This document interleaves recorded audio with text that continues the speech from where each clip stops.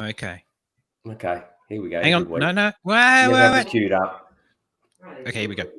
Okay. So going, man. Hurry up! Hurry up! Hurry up! Hurry up! Hurry up! Come on now. We're gonna have action too. Right here. We have to get a shorter intro. Why? Well, yeah, you got some great. You ain't show me that shit, fella. Hey, why don't Oh, there's some long intros out there, I tell you. That was bad. Let's go have some fun, bro. We ain't got to talk about too much. Oof. He wants to play the ball. Okay. Hold it. The clip. How is that not called? That ain't gonna call a damn thing. What is the delay for? He's standing right there. He's taking a card out. He's a piece of paper. It's that close. Hello and welcome. We are the Aussie guys with guest. We are the Aussie guys with guest. Well, mate, Aussie guys includes Kyle now, pretty much. He's not a guest anymore. Honorary. Not even honorary, mate. You're probably on here more than AJ. No, that's impossible. You probably actually do more work for our podcast than AJ does for it. No. Harsh, but anyway, yeah. That fair? Yeah. Harsh, but unfair. No.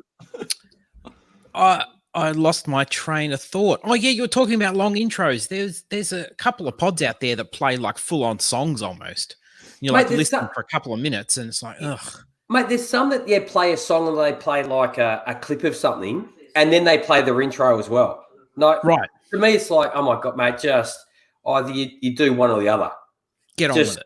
Yeah, If you're not going to do your intro, just do the clip of whatever it is, and then start. Exactly. So exactly. Now, a warm welcome to you, Kyle. Thank you. I know it's very early in the morning there. Drinks of the pod. I saw you hold up a bottle of some description. Oh no, just a bit of club. I just grabbed the first thing that was at the front of the at the front of the shelf. So, that's foreign even here. That's what? That's foreign even here. Canadian Club. Yeah. Why? Because it's Canadian and you guys just don't get on. Yeah, pretty much. Oh, okay. But man, I always throws me off when you get like I hop on here with you guys and you guys are having a beverage, and I'm like, it's 6 a.m. Like, hey, so have you got a Monster? Yeah, I got a Monster. That's where I'm rocking right now. I got two because I got one in the fridge. For when I hit that 11 that like 10 o'clock wall. Now that I'm up early, but that's all right, man. So whenever I get the invite from you guys, I love hopping on. So couldn't pass it up. So look, we appreciate it. During the week, you put out a podcast with you and yourself and Mike Jernigan, great bloke, Mike. Mm-hmm.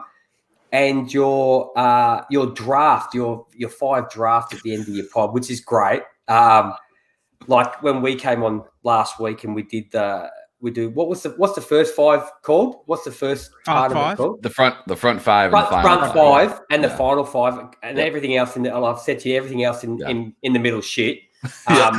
Those two as the best part of the show. But man, you did your 5. Is it like car trip type foods? Yeah, what was it? We did road trip snacks.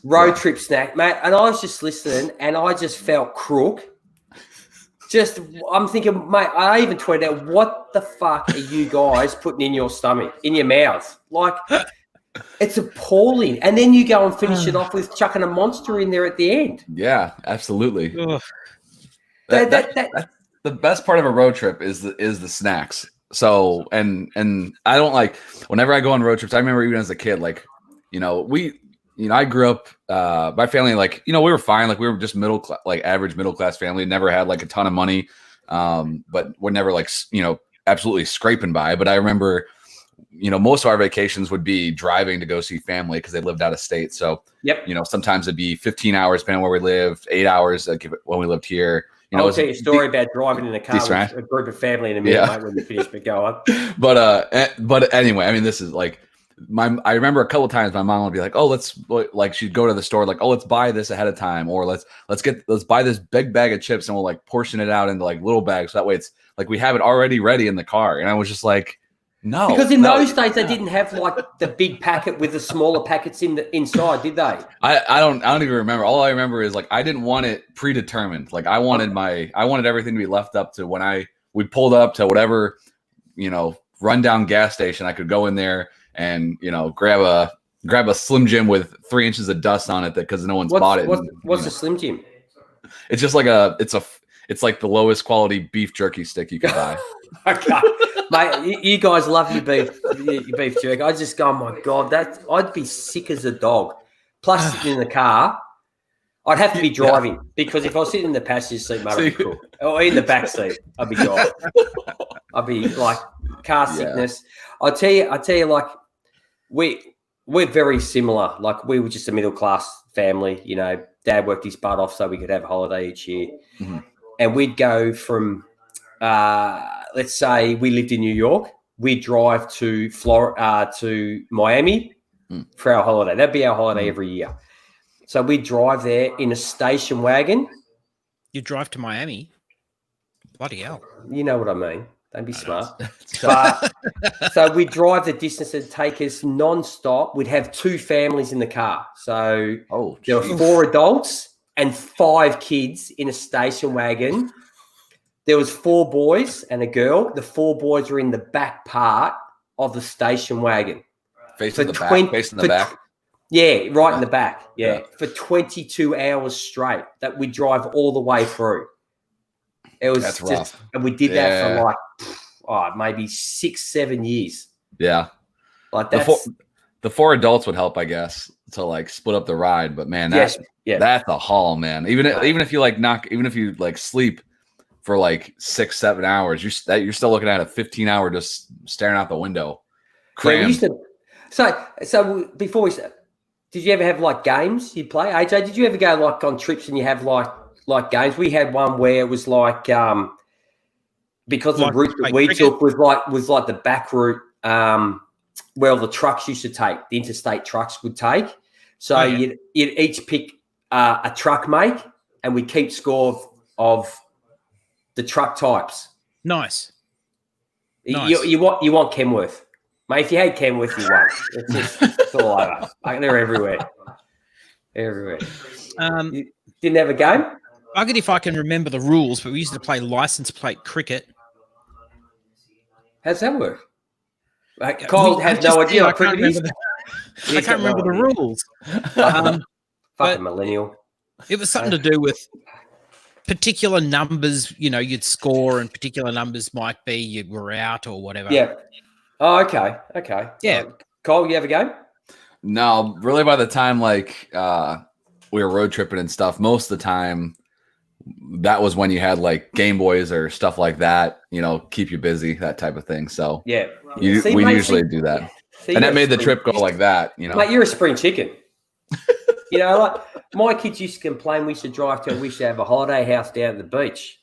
And they used to complain about an hour and 20 drive, and we had the screens in the back of the headrest, and put a movie on, and they complain about that. Yeah. That's too funny. Yeah.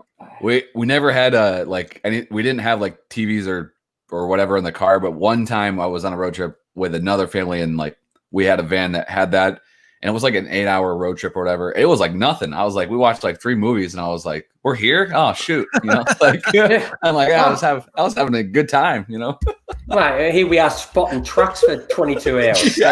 Yeah. Unbelievable. That's hilarious, man. Yeah, good stuff. But I remember on one trip, like after you've been in a car for a long time, your brother starts to become a real pain in the ass. I remember once the old man pulled over the car, and he told us to get out of the car, and he drove off. And I mean, drove off into the distance. And if you've ever been to Australia, we have some roads that are dead straight, flat. And mate, he was gone. Like, they were gone for 20 minutes.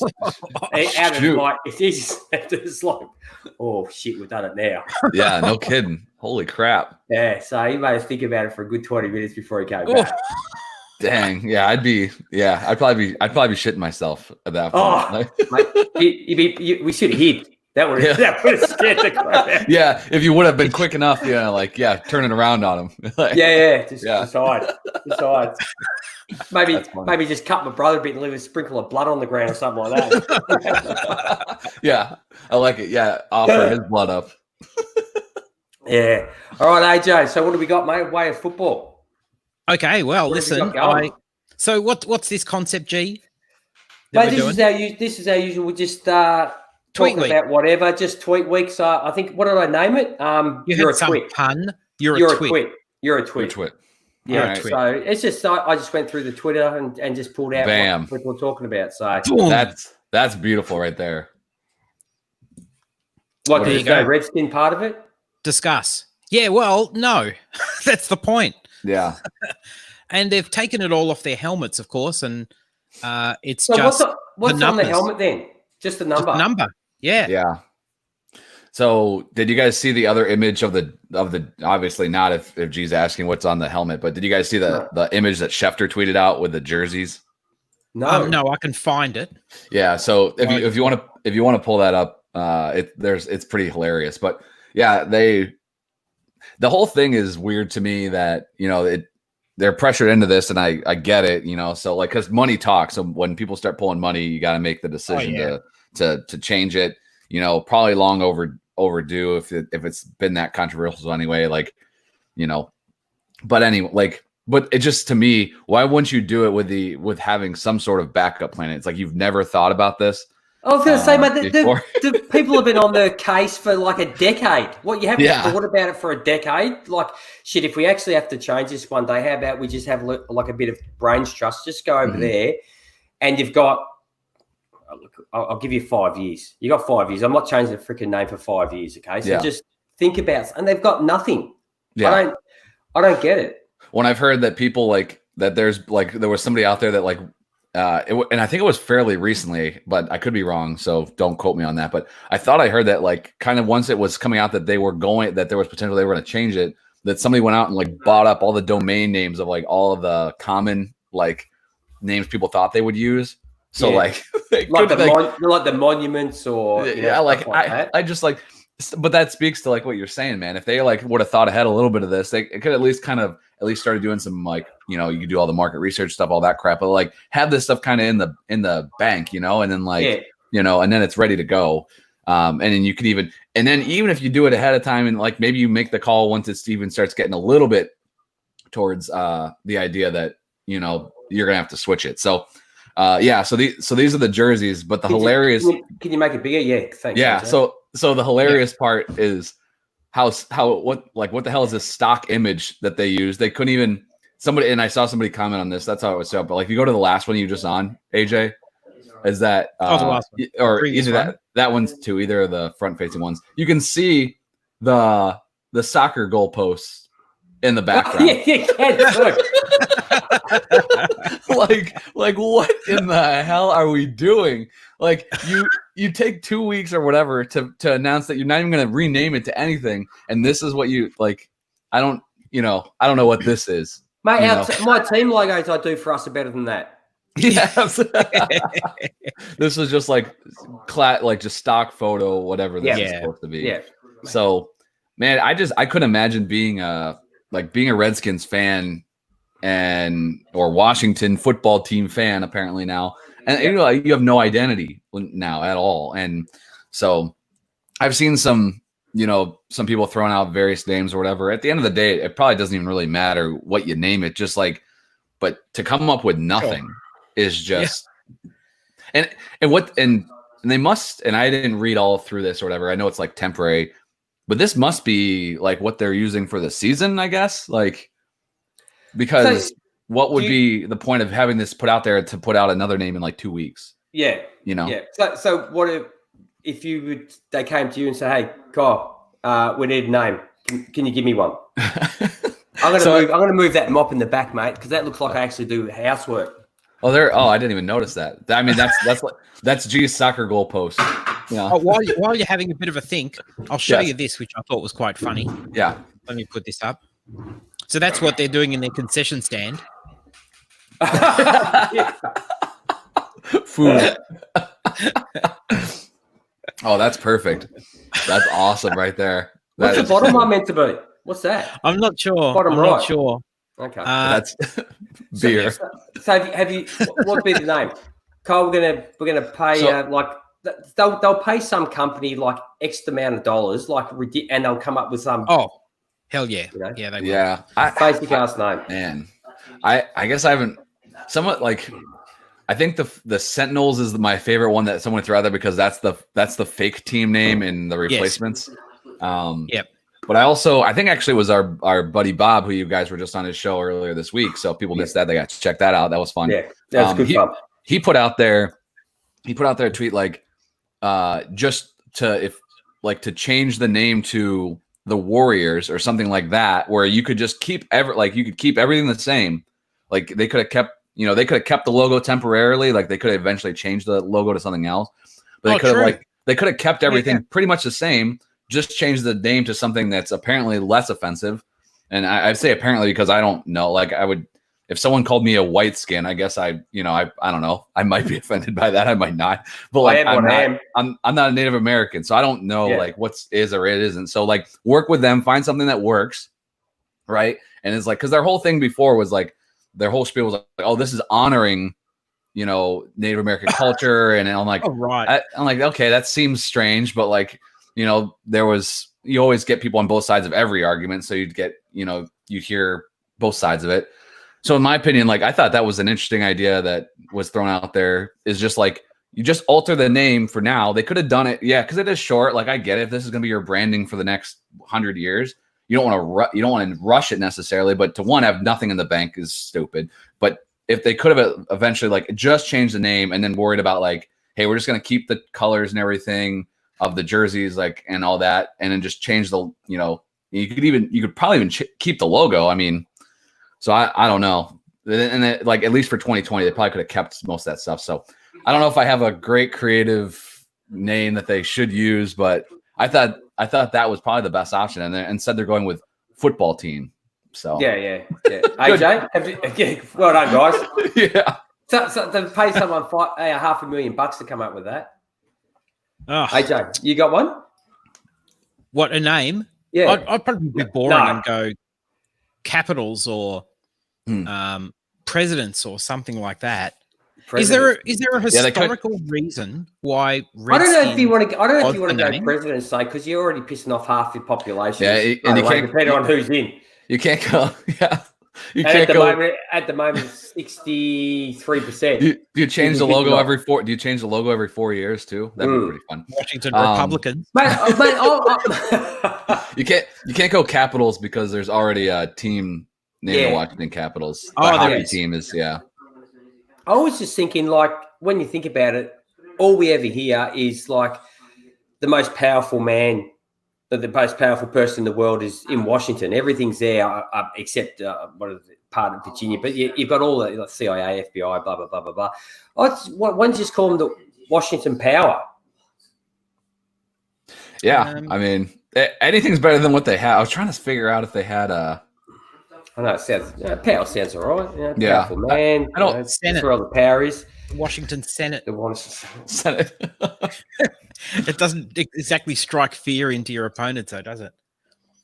No. The other team, I was just looking this up because and this is funny because AJ commented. But there's a fair few teams in the NFL that when you hear, like whatever they are, it doesn't exactly strike fear into you, does it?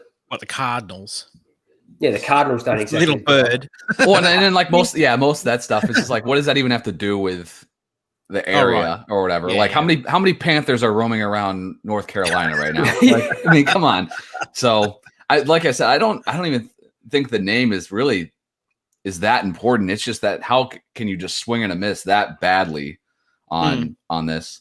It just gives you something to identify with the team, doesn't it? Really? Yeah. I mean, I was looking at because I used to follow the AFL Arena Football League. Yeah, you love that. They had the Washington Valor, which I don't know what the hell that is supposed to be. I was trying to remember I thought it was cooler than that, but apparently not. So no. I don't know. It's tough. Like, did you guys see that Seattle just announced what they were going to name their NHL franchise? No, I was screaming through Twitter. The S kept coming up. I didn't go into. I'm thinking, what the hell is this? Yeah, S? they named it the Seattle Kraken. The Kraken. Yeah. I don't know about that. That's. I was actually thinking to like give us some like overused gifs and overused phrases and words, and mate, Kraken would probably be one of them. Everybody's a Kraken. Yeah. Well, I don't like. I guess it's supposed to be. Yeah, the S is supposed to be like obviously for like Seattle, but it has like the tentacle thing or whatever in it. And but somebody posted like, it looks like the Seagram's logo, like, which is just hilarious too. So I don't know, man. I think I don't know about the colors either. A little bit, yeah. Like that don't strike. Like I must admit, one thing. No idea what you're talking about. I'm gonna look it up. Teams like Hang on a second. it's like the powder blue of the Charge doesn't strike fear into you when they run out. But but you know, the one thing I've always liked about, like, you look at the Raiders, the black and the silver and the black helmet with the Raider on the side, and I probably think the Baltimore Ravens. Yeah, with that really dark purple and black, it's just an intimidating looking uniform. Yeah. Where when you start looking at like the powder blues, it's sort of it looks okay, but it's not intimidating. Like if I was going to pick a team, I'd want an intimidating sort of look. There aren't too many teams though. There it is. Yeah. Yeah, there's the new Seattle logo. I thought it had something to do with the snake, to be honest. Yeah, I guess. Yeah, a Kraken. I guess is it supposed to be like a sea monster or something? I don't know, mate. I've seen Kraken, and I've seen, and you look up Kraken, and there's so many different sort of looks for the Kraken. Yeah, there is. Whatever. People were loving on this. Like they liked that when it got released. Oh yeah, like because it got put out Thursday or like late afternoon or something like that. Whatever. I was on Twitter when it came out, and like you just like a lot of it was positive about that. AJ, 30 seconds is up, mate. Get it off before we get sued. What? That's a thing. No, really? Just made it up. Yeah, just want to make sure though. I can't afford it. I got my tax back today, and for the first time, I have to pay. So that's not good. Well, it's good because it means you're making some money, but it's bad that you have to give the government a bit more from the piss up against the wall. So, yeah, I don't know if I have like a slam dunk name. At first, I was, and like as I'm just sitting here thinking, I was like, oh, like what happens if they just called it like if they just call themselves like the Stars or something because like the flag and stuff. But then I like look at my hat, like they're not going to do that because like so. I mean. I don't know if there's really, and the thing is too, it's like when you're it's not like Seattle, right? Where they're kind of going like, they kind of have the whole, and again, I've never lived there. So, but like everything that usually that has to do with Seattle is the fact that they're like right up on the ocean, that type of thing. Tries to engulf the culture Seahawks, of like, perfect. Yeah. Like for Seattle, this is DC, which literally, how many people really live in DC? You know, you have like you could do the surrounding area, I guess, but then like what side you choose? Isn't it? I mean, it's pretty much like you got like there's like two sides of DC or whatever, like the Baltimore side and Maryland, and then Virginia, I guess. I don't know. DC. Sorry. But yeah, but like it's not like this that city has a ton of.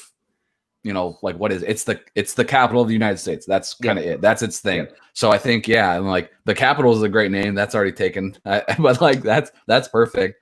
Like the Nationals is their baseball team. Like again, that's pretty good. Yeah. I don't know like how much. What else do you have going on there? I mean, if they named it the Washington Monuments, which would you're be in funny. America, you have more idea than I do. That'd be like us talking about Canberra and asking you to answer a question about it. I don't know any. Like I don't know what they would do. It's not like it's not like it's relatable. To something. Like if you're trying to pick a new name that doesn't really have any historical significance as far as like connection to that, because there are team names that just like relate to the city because they've just had them so long, right? But like when you're talking about like. Miami, when their baseball team is only about 20 years old or whatever, like they named their baseball team the Marlins. Like that makes sense, obviously. I don't know what the hell they're gonna what they're gonna call it, but I do know the fact that if they're that they're just rolling with football team is hilarious. I mean, listen, I think I've got it. I've got a slam dunk, right? Oh, yeah? So you go from Redskins. Yep. So now what you do is you pick a famous Confederate general, like the Robert E. Lees. Yeah. Robert E. Lees. They don't go down real well right now. They won't have to change that for ages. No way. There's no chance that stadium's not getting torn down among everybody. Yeah, could just call it the Washington not offensives. Just do that. I don't know. Would they now? With everything that's going on in the States at the moment, and look, it's sort of what's happening there has moved to here. Like we today we have a cheese over here called Coon cheese. And I think it might be the person's name or who started it up or wherever whatever. But it's got nothing, like we know what coon means, you know. But they've had to change the name, and now there's so many things now they're looking at, which you actually, with some things you start to actually, if you didn't actually make a deal of it, no one ever would notice, right? You know. Yeah. So my point being. Okay, I understand the Redskins part of it. Like you're not going to go and start a team called the Yellowskins and offend Asians and and whatnot. Or you're not going to go and call the team the Washington Honkies. Offend all us white people. But what happens if they just change the name? With something like the Apaches or is that offensive? I don't know because nobody's calling. I mean, there's the most common high school name. That's why earlier, some that I saw somebody mentioned just call it the Warriors or every high school freaking around here is called that. Everywhere I've lived in multiple states, high school is just the Warriors, right? But no one's calling for the Braves to change their name in Atlanta. Stuff like that. There you go. Okay. So there's definitely. I think there was a way that they could have approached instead of just they could have approached us in a way to if they truly were meaning to honor Native Americans for all this time, for 60, 70 years or however long this team's been around, they could have changed the name to something that actually did that, and made more sense. And then they spin it to make it into a positive PR thing, as opposed to whatever the hell they're doing now. At this point, even if they change it to that, I think you missed it. I think it's kind of too late. Oh yeah. It's kind of if you do something good because somebody told you, you lose the credit per se, right? So you're not going to get the good PR at this late in the game when someone actually that is in the public eye starts calling for hey, why don't you actually do this?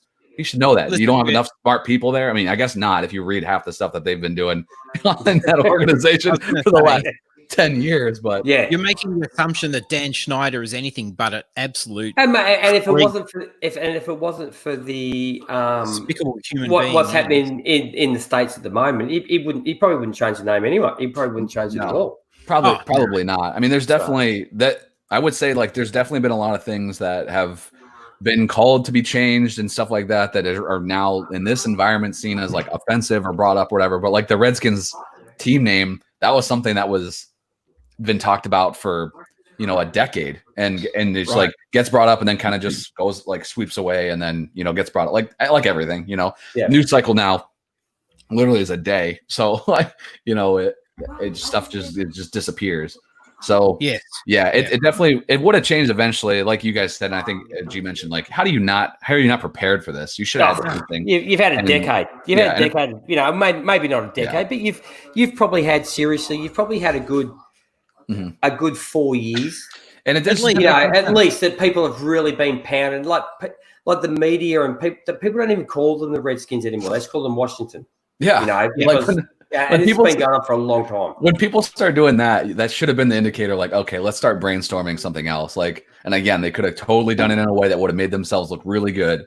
Yeah, and they're gonna make money off this because they're gonna sell all their stuff and all that. So it's just until the money started getting pulled, then because it just doesn't make any sense. At this point, knowing Snyder though with all this stuff, he should just sell the team name. He should just be the Washington FedEx or whatever company wants to swoop in and just name it. Yeah. He should Might as sell well. the team. Sell the That's naming not rights. the name. Sell the whole team. Yeah, that's the thing, man. Like, and we'll see how much power he's really got, because I think if it was any other owner, we've seen owners go down for less than what we're hearing about with Washington. But the thing is, and we've seen this not just in the NFL, you see it like with the Clippers and the NBA and various teams across the US, is that these guys get kicked out of the league, but they're not hurt. Like, they lose the prestige of owning a team, but they make just buku bucks off this. So if they actually force Snyder out, he's going to sell this team for close to $2 billion. I mean, that's tough punishment, you know? So it's ridiculous. And the other thing is, it doesn't help that this team has been trash for, I mean, when was the last time they were relevant, really? I mean, mate, honestly, the last time they were relevant was RG3. Yeah. For 1 year. Probably. I think they had 1 year with Cousins where they and the Shanahan's took care of that. Before. Yeah. True. I took care of that. Yeah. As much as I hated RG3 because obviously he was on a rival team, like he was so fun to watch, and we literally had 1 year of him, and then he just fell apart, which really stinks. But they mortgaged their whole future for that too, so that was that probably didn't help. Well, what else we got, AJ? Come on, get your drive. Okay. Well, listen, I might I'll put on something just to change the mood, lighten the mood for a second. Let's do that. Now, you have to kind of read this from the inside out, all right? You have to read it from the inside out. Remember that. Just give me a second. Is it the cognitive test that Trump took? No. Okay, just read that from the inside out, right? Yep. That means it's here for a long time. Is that what you're trying to tell me? So this NFL memes, right? Coronavirus won't last long. Coronavirus, and they've put a picture of Frank Gore looking super bloody serious. Yeah. And Frank Gore, I love it. Frank Gore tweeted and said, "Hey Seth, how you going, buddy?" He's having a good laugh though, but Frank Gore retweeted it. That's which awesome. I thought was pretty cool. Yeah. It feels like it, man, because when all this stuff started, I remember thinking back to myself. I'm like, okay, what is it going to be, like 2 weeks of this crap or like whatever? maybe by April, and then it was like, well, maybe by June, and now I'm like, oh crap. I mean, if 2021 looks semi-normal, I might be happy. Yeah, no, you're exactly right, mate. And I wonder if it's anything like does Frank Gore disappear in the summer, or if he, that really worked out. If he walks in, maybe they should have got ultraviolet light onto Frank Gore, and it would have cleared him right up, and he wouldn't have been any good at all. Dude, that was hilarious. Remember when that, at least here, like that was pushed, like, oh, the summer heat will kill this off, and then like now it's summer, and like here in the States, all the southern states are like going like just big time. Like Arizona, the hottest place in America, it's out of control. It's 113 degrees, and it's full go. So yeah, dude, this. So I guess so from funny to kind of serious. I'll put this one up. What have you got? So I just picked one, right? I just picked one because obviously this was a big trending hashtag during the week, was the "We Want to Play" hashtag, and I think ultimately this is the whole story. This is really about the NFL's inability to just actually reassure players and put some sort of plan in place. And mate, look, I agree with exactly what he's saying. We just had a lady on the news here tonight that her 1-year-old is just getting over it now and is scared to live in bejesus out. Like 1-year-old child caught it. Right. I know, mate, I understand exactly where he's coming from, like do we know, like, what happens if a pregnant woman gets coronavirus? How does it affect the baby? We probably won't know. We don't know, and that's the problem. That's the problem with a lot of this is that, and especially these players are all young guys. They've probably got young families. I get it. Like, how do you? We have the competition going here now, where we have like teams in the States that are pretty much got the whole thing under control. And they're having to move around in groups. But they might take away, 42. No, how many players do they take on the roster, AJ? AFA. They might have taken away 30 odd guys plus you know, hangers on, your trainers, coaches, staff, blah, blah, blah, and all that. Mate, and we've only got 18 teams. Like, mate, you've got 32 teams with, you know, 53-man rosters they'll probably take. Plus, you know, you probably got 100 followers. Like, that's a lot of people to put. We've already spoke about this, but it's just, man, it's, logistically, it's a serious nightmare. It's going to make it's going to be interesting to see, like, the NBA starting back up. I don't think that's a great, like, you can't draw many conclusions from the NBA to, like, what the NFL season will look like. Because they're going bubble. You got 5 guys on the field, but they're also got maybe 10 guys sitting on the bench. Like, when they're locking everybody down, like NBA, like they're playing one spot. And obviously it's not what the NFL is going to do. But when you look at baseball, that's probably going to be the best thing we're going to, like, as far as insights and things go to, with how it works. Baseball just started yesterday. Yeah, they're not even, and they're playing it relatively regional for the most part for the first, like, for that 60-game season. Now you're talking about baseball. Yeah. Okay. I know you tweeted out something today about someone who threw the first pitch out. Go and read your tweet now. Go and have a look at your tweet. We'll talk. Geez. Have a look at your Twitter feed about. All right, I didn't look at this so that I could. Just go and have a look. Someone made a comment. It's not very nice. I have no idea who it is. Was it you, G? Yeah, of course it was. Every time. So I have this great relationship with G that I post something, and then by the time the clock rolls around to where you guys are up, I always get a good reply from G bashing me somehow. But just keeping you honest. That's all I'm doing. Just keeping you honest. That's too funny. Yeah. Kyle put out a tweet about how bad the Fauci pitch was today. Did you see it, AJ? Yeah, terrible. So Kyle's put out, like, you're better off not to just to decline the invite. Just not do it. So I just asked Kyle if you're that bad, ask Kyle when he's giving away podcasting. If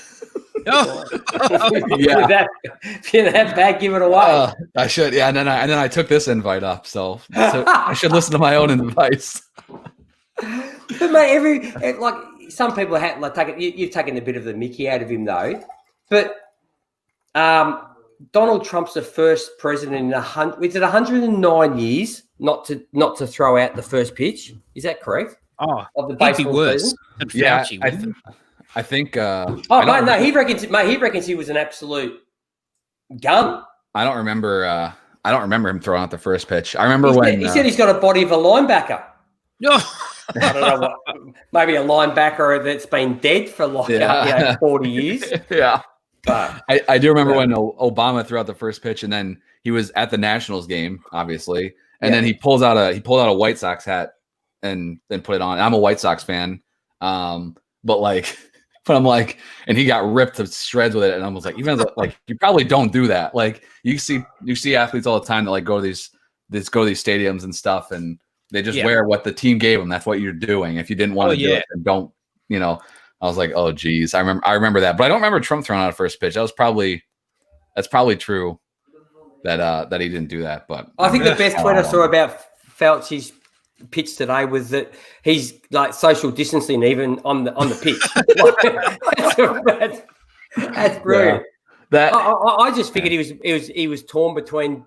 The guy on first is probably trying to sneak to second, and he's sort of like, and when he throws the pitch, it's sort of like, I should be throwing it to first, and but mate, don't knock him, mate. Like I don't have the intellect that he has. I could throw a pitch, but I'm not that smart, so I'm not going to go and knock a guy. If he wants to get on Twitter and rip my intelligence, I'm totally fine with that. That's the equivalent. That's pretty easy. That's an easy target, though, mate. That's an easy target. Well, he gave me one too, so that's okay. You have a little fun. So I guess tying this back to what's your guys' thoughts now on the no preseason games? I mean, let's assume that we're moving forward because the league is not going to.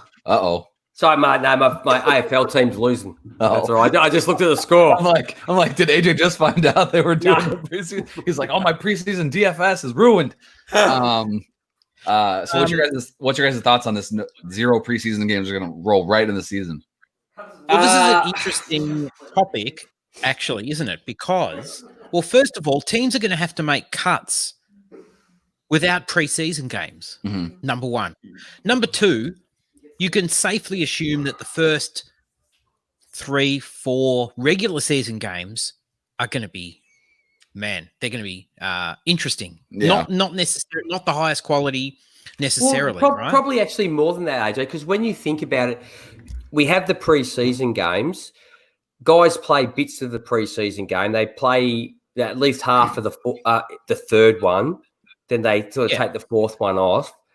And really, the season starts, and the season really doesn't start until, the fourth week, when guys start to get that, what they call, that match fitness type thing. Mate, we could see a good third of the season being rubbish, or we could see some absolute blowouts. Mm. Yeah. As a fan of a team that just has a new head coach, I'm not. This is not great. Like, no, you're literally going to be rolling out there for the first time. From a fantasy perspective, you've got to fade rookies, haven't you? And you've also got to fade teams that have new head coaches. I think you have to fade wide receivers. I think running backs a lot easier position to play, obviously. So that's sort of, and we've always seen rookie running backs really come on in the second half of of the first season. As far as the first year goes. But rookie wide receivers, like tight ends, forget about it, mate. I think we did the draft that we did all together. What was it? The Assassin's League. Rocky Nation. I think every rookie tight end is basically still on the waiver wire, to be honest. Probably. They probably are. Probably. I know I drafted Ryan Griffin my last pick, so maybe Kmet or Troutman might have been picked by then, but maybe it was super late. But I think it's going to be. I saw Ryan McDowell put this out there, like poking fun a little bit, but I just think it's, and it seems obvious, like that and you guys, like what you just said is spot on as far as like fading these rookies in 2020, and because he kind of is like, hey, has anyone thought about what the impact of this will be on rookies? Like, yeah, I get it. Like, it's a thing that a lot of people are pointing out, but it's totally worth pointing out because rookies get overdrafted all the time anyway, because they're difficult players to own in redraft leagues because you literally have to dedicate roster spots to them, and they take time, and they can become league winners. But like, how long did it take for AJ Brown to do something last year? Like, how many rosters did he actually produce for that he was drafted by? Like, he was a free agent pickup probably in a lot of places, unless it was super deep league. So, and that's a normal season. So what are you going to do in this where you don't even get a glimpse of these guys? And if we know anything, we know that you can't just rely on NFL talent evaluation, because these guys come out of nowhere all the time, and you have early round guys that don't show up right away. Yeah. And sometimes they will eventually, but they don't their first year. You look at like a Le'Veon Bell or something like that. He was a relatively higher pick, but he was not super productive his first year. So I just think, I think it can't be overstated, and it's not just like, oh, you're just, you're following, you're following this blindly, or you're sheep to this idea that, rookies should be faded. I think that's spot on, AJ. I think it's too difficult when you draft these guys. And it's not that I won't draft them, I guess, in like redraft leagues, but you have to, like, there's no way I'm dedicating a top at least 4, maybe probably 5 round pick to a rookie, because they're just gonna, it only takes one person. Someone's gonna draft him earlier than me. And I'll take a flyer on some guys late, just because when you get down to the point, like, oh, do I take, if it came down to like, do I take Denzel Mims or Larry Fitzgerald? Like, I'm probably at that point just going to take the shot on the unknown versus, someone I know that's just not going to do much for me. But yeah, it's going to be interesting, man. I think for me, the worst part is, and it kind of came out around the same time, like McVay comes out and says like, oh yeah, we're going to do running back by committee. Like, San Fran showed us how to do it. Yeah. I'm just like, great. Cool. So now you have this report, which in usual year, you're like, okay, whatever. We'll just see what you actually do in the preseason. Well, now we don't get that.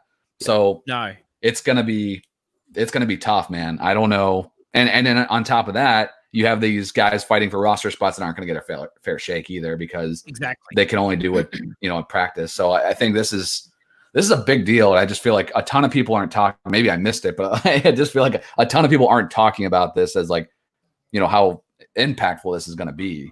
All right. Well, give me 2 wide receivers you take. Mm-hmm. Your top 2 in redraft. We'll talk redraft because, mate, Dynasty's Dynasty. It doesn't really matter. You're still going to draft rookies, but this really affects redraft more than anything else. What? No, it doesn't matter. What, just give me your top middle round. Your top 2. No, just give me the first 2 guys, the first 2 rookies. Okay, take first out 2 rookies. Give me 2 running backs, 2 wide receivers that you'd take, like say after round 4. Okay, after round 4. If we'll go from what Kyle said about, like he's not going to take any, and he's the knowledgeable one out of the 3 of us. After you guys, and this is standard scoring, so we'll keep him happy. So give us two of each. Give us 2 guys. So my top 2, and of course this again is going to be a weird season trying to decipher all this stuff. But my top 2 running backs, I think so. Edwards-Helaire is my top running back, but he's so overpriced. Like you said, in this scenario, what we're talking about, like after round 4, I'm going to remove him from that. So my top 2 rookie running backs behind CEH are still going to be Cam Akers and DeAndre Swift. I think they have the clearest paths to playing time. So you're putting Hilaire. He's gone in the first 4 rounds. He's definitely going to go. Of course, he's going to go in round 2 probably. So and I'm just middle of round 2. Yeah. If you want to take that shot, you know what you're doing. You're going for the ultimate home run. Yeah. And it's not that I don't think you can do that. He's a top 15 running back in my rankings. He's just more towards like 15th, and I've seen people rank him inside the top 12. Right. So right for now, me, I wish I was Jerry Jones. Why is that? Because he's rich already, or because I'm talking to you, and I need someone to go get some ice from a drink. And I wish I was rich. I just press a button and someone brings me some bloody ice. And if you have any glasses that needs to be cleaned either, somebody can pick up. Oh, there you go. See, he's got people. No. Dang. Hey, dude, you're playing. You can see my thing in the thing. Okay, I know. You were on there before. Oh, his mate's watching our live stream. So wave to Aaron. He's got a headband on. Oh, he's serious. Uh-oh. He sweats when he's playing. Hey, that's right. He sweats when he's playing. I sweat. Okay, sitting. so who are you two wide receivers you're taking? My 2 wide receivers. My 2 wide receivers, because I don't think there's going to be a rookie wide receiver that goes any earlier than round 8, probably. To be honest. Did you mean rookies? Did you mean rookies? Yeah. Oh, rookies. Yeah. Okay. Yeah. So the 2 That's rookie what wide. we were talking about. Have you been asleep the whole time? No, it's just your eyes open. I mean, I'm not going to take. He's got those glasses where the eyes are open. He's actually asleep behind him. I'm not going to take any wide receiver rookies. Oh, I am. I would take the top 2 guys for me. That again, I'm taking I love Brandon Cooks this year, and he's going like in round 9 right now, or something ridiculous. So I'm not taking any rookies. Take above that. No. So it would be running backs. I could do somewhere in that 6 range. Wide receivers are close to 9 to double digit range. For me, my top 2 rookie wide receivers this year. And it's going to seem homer, but I broke it down. I still think CeeDee Lamb is in for 90 plus targets in that offense. That defense is absolutely atrocious, and there's plenty of targets to go around. So CeeDee Lamb, and for me, I mentioned him earlier, I'm putting Denzel Mims as my number 2 rookie wide receiver for redraft. I think again, clearest path to playing time, probably of any of the rookie receivers. Lamb, it seems crowded, but he actually might have the most opportunity, I think, of the guys that were drafted, high. So well, AJ's shaking his head. Yeah, 160 targets gone between Cobb and Witten. I think that there's going to be a lot to go around in Dallas. So who you got, AJ? I just think it's the don't talk about Kyle's. Let's see yours. As I said, I'm not keen on any wide receivers. I'd go. Come on! I still think there's room to take a chance on a couple of wide receivers. In the later rounds, without a doubt. It would be, as Kyle said, very much later rounds, right? Okay. And if you can get guys of that quality, then maybe you take a shot on them. I wasn't thinking like those guys will probably go early. Some people will take them earlier than. Mate, stop talking about Kyle's and give us yours. Ninth round, so we can have a go at your guys. I'll pull up ADP as you're talking, AJ, because we'll get some. Okay, all right. We'll put some to this. Running backs, go. Running backs. Give me your two. Jonathan Taylor, but he would go prior to that. I reckon he'd go, and I still think he's got a good chance of going in the top 4 rounds. He probably does.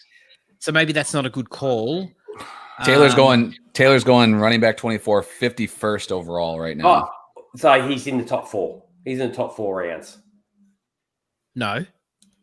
54th overall in a 12-team league. That's in the 5th round. Beginning of the 5th. Yeah, beginning of the 5th. Sorry, my bad. Boom. Yep. That's a good one. You just got mathed. Yeah, mate. He's a bloody teacher. I'm a freaking painter. What do I know? And obviously Edward Hilaire, I'm keen on, but he'd be prior to that. He's gone. We know that. Yeah, he's gone. He's gone. So then give me Akers. Then. Give me Akers. Okay. Wide receivers. Yeah. I think that Jerry Jeudy, but then he's ADP. What's Jerry Jeudy's ADP? So, Jerry Jeudy. I just think he's got so much competition, and we got a quarterback that, mate, I don't even know if he's any good yet. So right now, CeeDee Lamb's going 111th overall. Judy's going 118th. So you're talking round 10. Pretty close. But the players that are going around him, and this is where I think like this makes sense for me because the players that are going around him, Alexander Madison, who I've seen even go earlier than that, and you kind of know what you're getting into with that. But then you start getting into Noah Fant, Latavius Murray, Hayden Hurst, Gesicki. Mate, honestly, I'd rather take Hayden Hurst before I took Jerry Jeudy. Yeah. They're going. They got 100 targets at the tight end position. Just walked out the door in Atlanta. Okay, here I'll give you a smoky. Then I'll give you a smoky. Devin Duvernay. Wow, really? Okay, well he doesn't have an ADP, so you can get him for sure. You can have him. You can have him in a draft league. No, but I'm trying to think of. I mean, for the same reason as CeeDee Lamb, it's just that I think this might just be a Gallup year. That's all. Okay. Still, I don't know. CeeDee Lamb 21. Yeah, but I don't feel like this is going to be a big CeeDee Lamb year. But I think CeeDee Lamb's he's my number one. But I'll give you my running backs outside of Edward Hilaire. I think Pittman. You're going to say who? No, he's not wide receiver. I did say running backs, unless he's changed positions in the off season. Well, that's the only way he's going to get any points in that offense. Bam! I think DeAndre Swift. I think with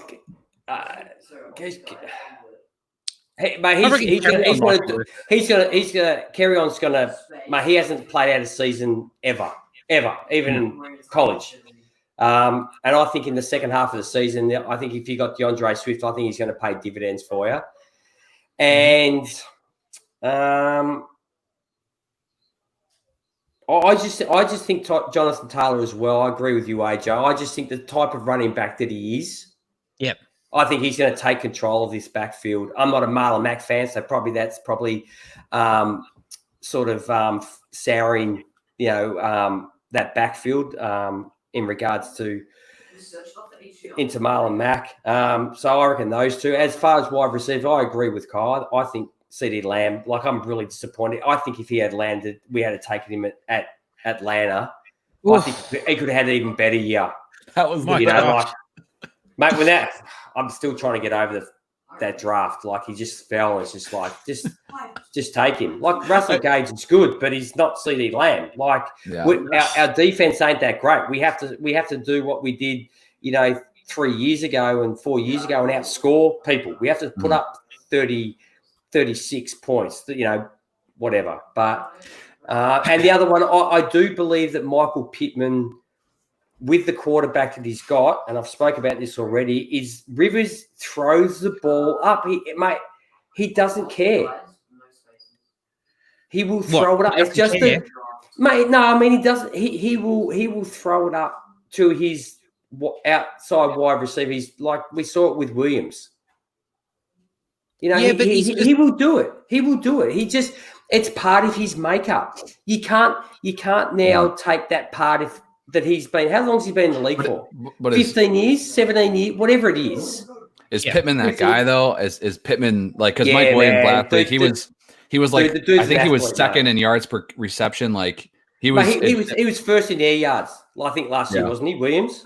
Yeah, he was. He had to be up there. I looked at it. I think per reception or per target. I can't remember now because it's been a while. But I did because I liked Williams where he's at like value wise even this year because I think he got overlooked a little bit. The touchdowns weren't there.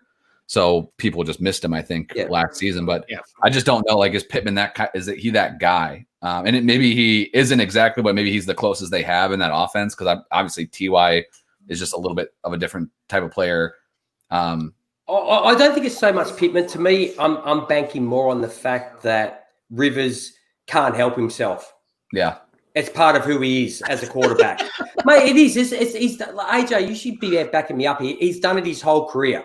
He's thrown the ball up to outside receiver. He just does, and he does it a lot when he's under pressure. Just throw it down the field.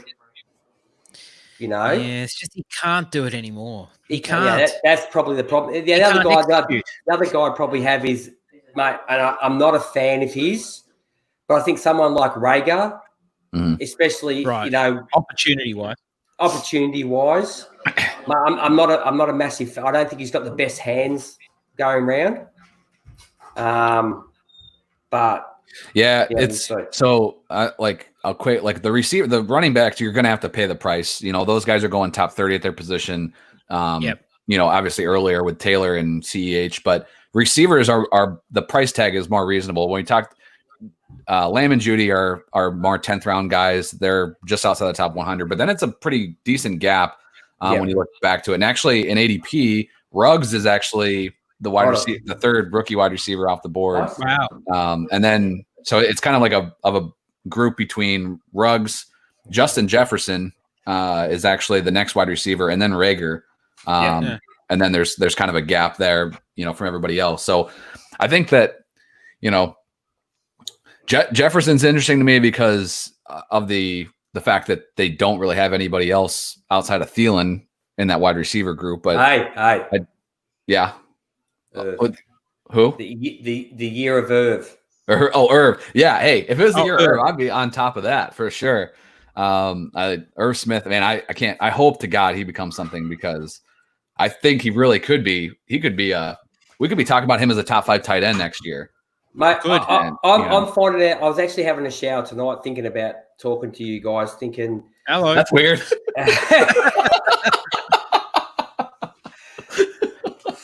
Too much information. Yeah, a little far there. I could give you more information. Hey, his drink arrived. Yeah. Hey, I got my own little Jerry Jones butler. But I was thinking it's the same as if you're sitting on the can. It's just you start thinking about the weirder things. But I was thinking, and hopefully AJ will back me up here, but I was thinking about the whole how well I've done with looking at rookies and picking rookies. Like I know I've been terrible with small wide receivers, like missing on small wide receivers for some reason. Running backs, you know, hit and miss like everybody else, 50-50. Quarterbacks haven't been great at. Mahomes was probably my best pick in the last 5 years, but in the end it looks like that was pretty easy, but maybe at the time it wasn't. But man, tight ends, I've been good. I've looked back at my tight ends. I've been good with picking tight ends. I think it's because I've been given 5 years to be right. So that's where it's good. Yeah. But, you know, with Darren Waller, Jonnu Smith, hopefully this year. Irv Smith is really high on my list. Tyler Higbee was someone that I touted, and I've seen people have him in like the top 6 guys, top 5. I've seen him in some. Right. But yeah, I'm really hoping that Irv Smith will carry that sort of carry the mantle for me is been able to hit on a couple of tight ends. Here, I'll put something up for you here, G. Here's a bit of love for you. Bit of love. Yeah. Not from me. Hang on. Let me just fire this up. Hang on. What happened to my mouse? All right, hang on. Here we go. Oh, mate, seriously, if people don't think that he's the best wide receiver in the league, like, whew. Julio, he's gonna be a beast this year again, mate. What is he? 6'3"? No, 2. I thought he was 6'5". 6'5". He's probably. I don't know. Sorry. You know who would know? The internet. But it's just, he's amazing. He could easily be the number one wide receiver. 6'3". Yeah, shows you what I know. Thanks. There you go. Thank you.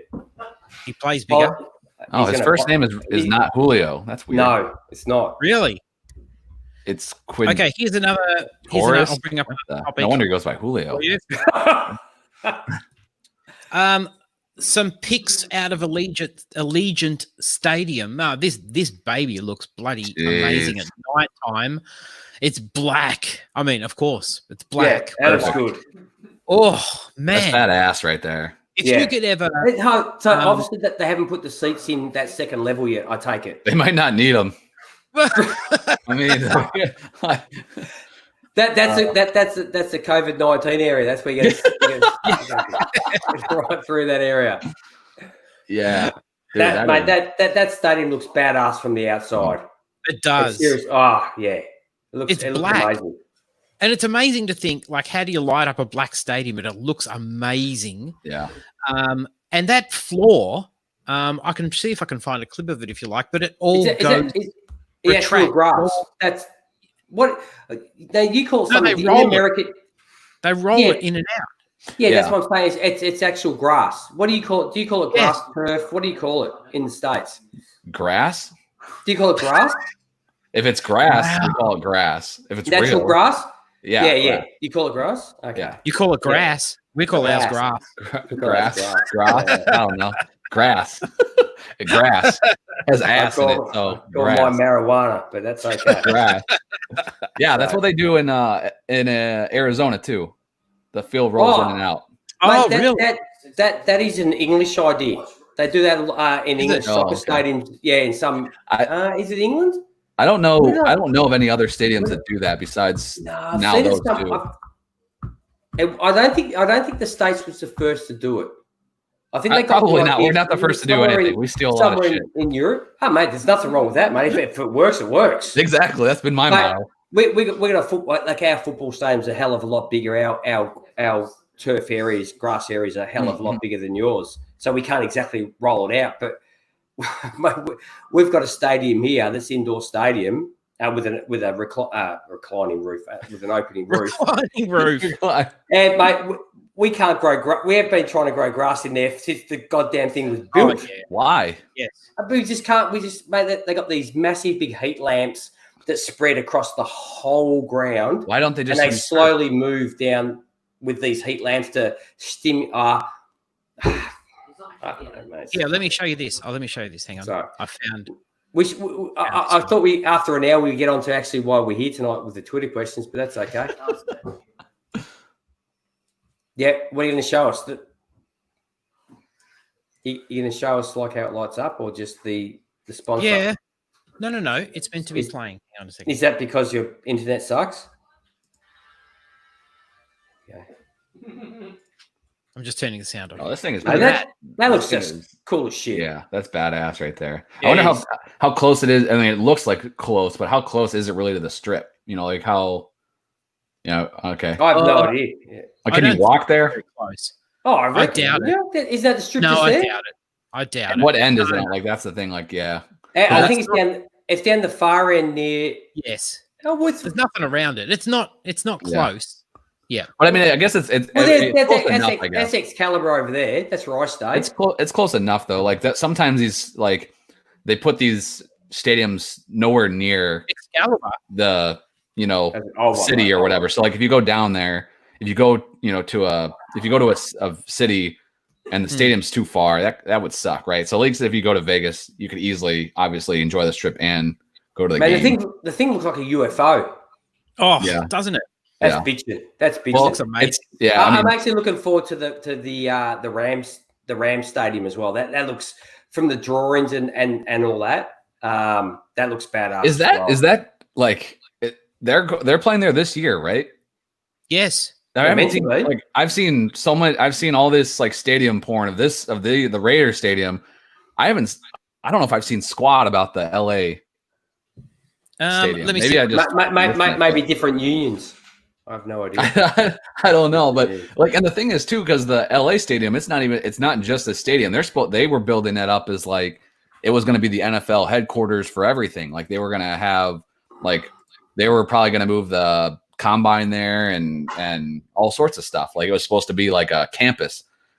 Okay. Yeah. So like I haven't seen it. The whole precinct type thing, wasn't it? Yeah. So I don't know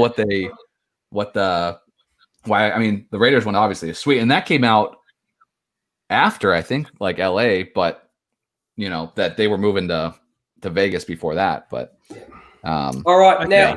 Now there might be something in this. Sorry, what's that? I was going to show you this. I'm trying to get to why we're here today with Twitter, but that's okay. We'll just keep going with stadiums. But that's we got some hard knocks in our life coming out here. Nice. So who are we doing? How pumped are you that your team's on here? Rams and Chargers. Yeah. Okay. It's LA. Yeah, whatever. Okay. Which, to be honest, it kind of pisses me off that it's two teams. Maybe, but mind you, I think the last couple of hard knocks have been. Are they going to have like the streetwalkers and all that down Hollywood Boulevard? Now I'll watch that. I'll watch that.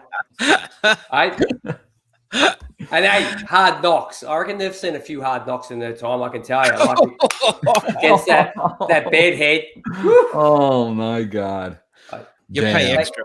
Yeah, you pay extra for that. Shit. It is weird. Like, it's going to be interesting. How much are they going to have? How much content are they going to have? Mate, absolutely nothing. The thing that it's the first show is in 2 weeks. Right. And the McVay already pushed their camp start back. Yeah, but they're going to have them all lining up having COVID tests. That's what the first week's going to be. Yeah. 2 days later, like, oh, you're good. It's I don't know. I think it's the last couple Hard Knocks. Who was on? I don't even remember who the hell was on last year. That was the Browns 2 years ago, or was that last year? I can't remember now. That's how much I forget about it. The Rams were just on it though. I thought they were just on it like 2-3 years ago. Yeah. Yeah. I couldn't care less. They were. The Rams were on it. I've never watched Hard Knocks. Never watched it. Nah. It's entertaining. Like the problem is I haven't watched the Michael Jordan thing yet either. No, well, you should watch that. It's on Netflix now. I haven't seen Game of Thrones, just to give you the heads up. Well, don't bother. So the Rams were on it when they first moved to LA. Yeah. Because they were on it with Fisher when he got fired. Yes. And then the Rams were also on. They were on the same year. They were on the Amazon Prime show that comes out after the season.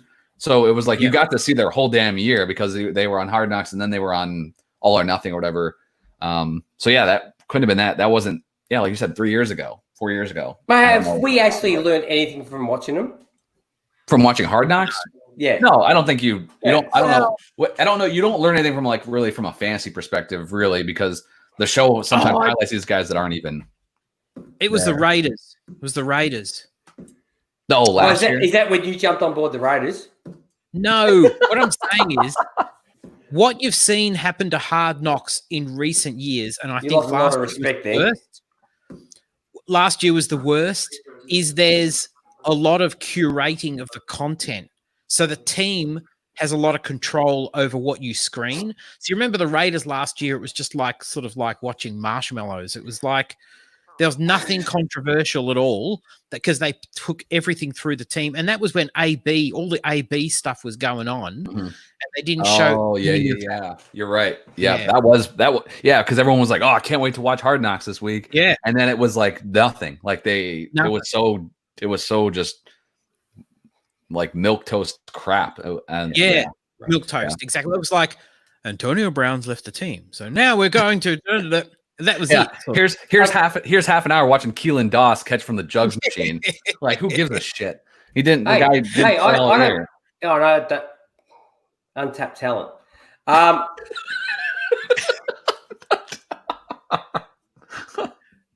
There you go, talking about Hollywood Boulevard again. Yeah. Untapped talent. Nice, mate. Don't you worry, man. I'll tap. I don't know how much. Talent. I was gonna say I don't know how much is untapped, but. Yeah, none of it. None of it. Hey, now talking about footballs, we'll get onto what we were here for tonight because AJ has absolutely no idea how to run this pod. Okay, please. And keep us in check. Let's get started, guys. All right, at like 1 hour 10 into it, but we'll be like a Joe Rogan podcast that goes for 3 hours. That's fine. Yeah. I got nothing to do. I've got nothing to do either. And if anybody wants to switch off, it's just us three talking, and I don't really give a shit. But I know my mum will hang in there for the 3 hours. Thanks, mum. But she's 80 and got nothing else to do. It's probably past her bedtime. She's probably recording this now, trying to work out how do I record off the computer. But it's something that came up today on Twitter, but I'll have to change it around a little bit. Is someone talking about like a current player that they miss not playing, right? But then I got me thinking, in your prime, what player would you compare yourself to? A modern day player, someone who's around now. Us. My prime? Well, I'm in your prime. Now. You're in your prime. So you're an offensive lineman. Is that what you're telling me? Yes. So someone playing today, that when you're in your prime, because my prime was a while ago, being 51. Oh, Lord. I'll give you mine so you got time to think. Okay, go ahead. So in my prime, I was about, I think the best I ever felt as a young man, I was probably roughly around about 90 kilos. So 6 foot 90 kilos. Yep. What is that in America? Good. 100, 200, around 200 pounds. Okay. Around 200, just under 200 pounds, give or take. And I sort of thought about what type of person I am. I don't like getting hit. I like hitting people. So I was thinking Matt Milano. Oh, deep cut. Why'd you pick Matt Milano? Well, I picked Matt Milano because he's not he's coming to his third year this year. Coming to his third year. Could be third or fourth. Yeah, third or fourth. But he's not known as a real run stopping linebacker. He's more of a coverage linebacker. And I think from playing Aussie rules here, one thing I will say is I have a very good judge of when the ball's in the air, like speed, distance, where it's going to land. And I think that's Matt Milano's best feature. I think he led the NFL in pass break, as a linebacker. And his coverage is really good in the pass game. So I thought, mate, size-wise, he's probably got 20 pounds on me, 20-odd pounds. But I mean, from the point of view is that a position where you hit, a position where you have to read the play and read the flight of the ball and what's going on. I thought, I'm not the type of guy that's going to run into a 220-pound running back. I don't have the ticker for that. No. Not that Matt Milano doesn't. He's got the ticker for it, but I thought, it's either that or a safety. I couldn't come up with a safety. Someone who just floats back, just floats back there and hits people. That's great. I love that. But I couldn't come up with that. So Matt Milano was someone that I sort of thought, it's sort of roughly where I'm at in my prime. In your prime.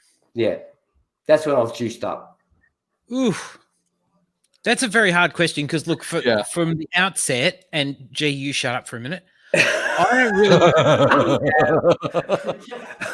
I I've never There's, even mate, in my there's, mate, there's plenty of bald footballers playing. You're fine. no, it's not that. Oh, not It's that. like- even in my listen in my prime, and I've been pretty fit at times Mhm. in my life. Certainly not now, but I have been pretty fit. But I mean, I'm pretty short, not very big. I'm not a lot of size. And I Mate, also there's plenty of running backs that don't get game time. You could pick one of those.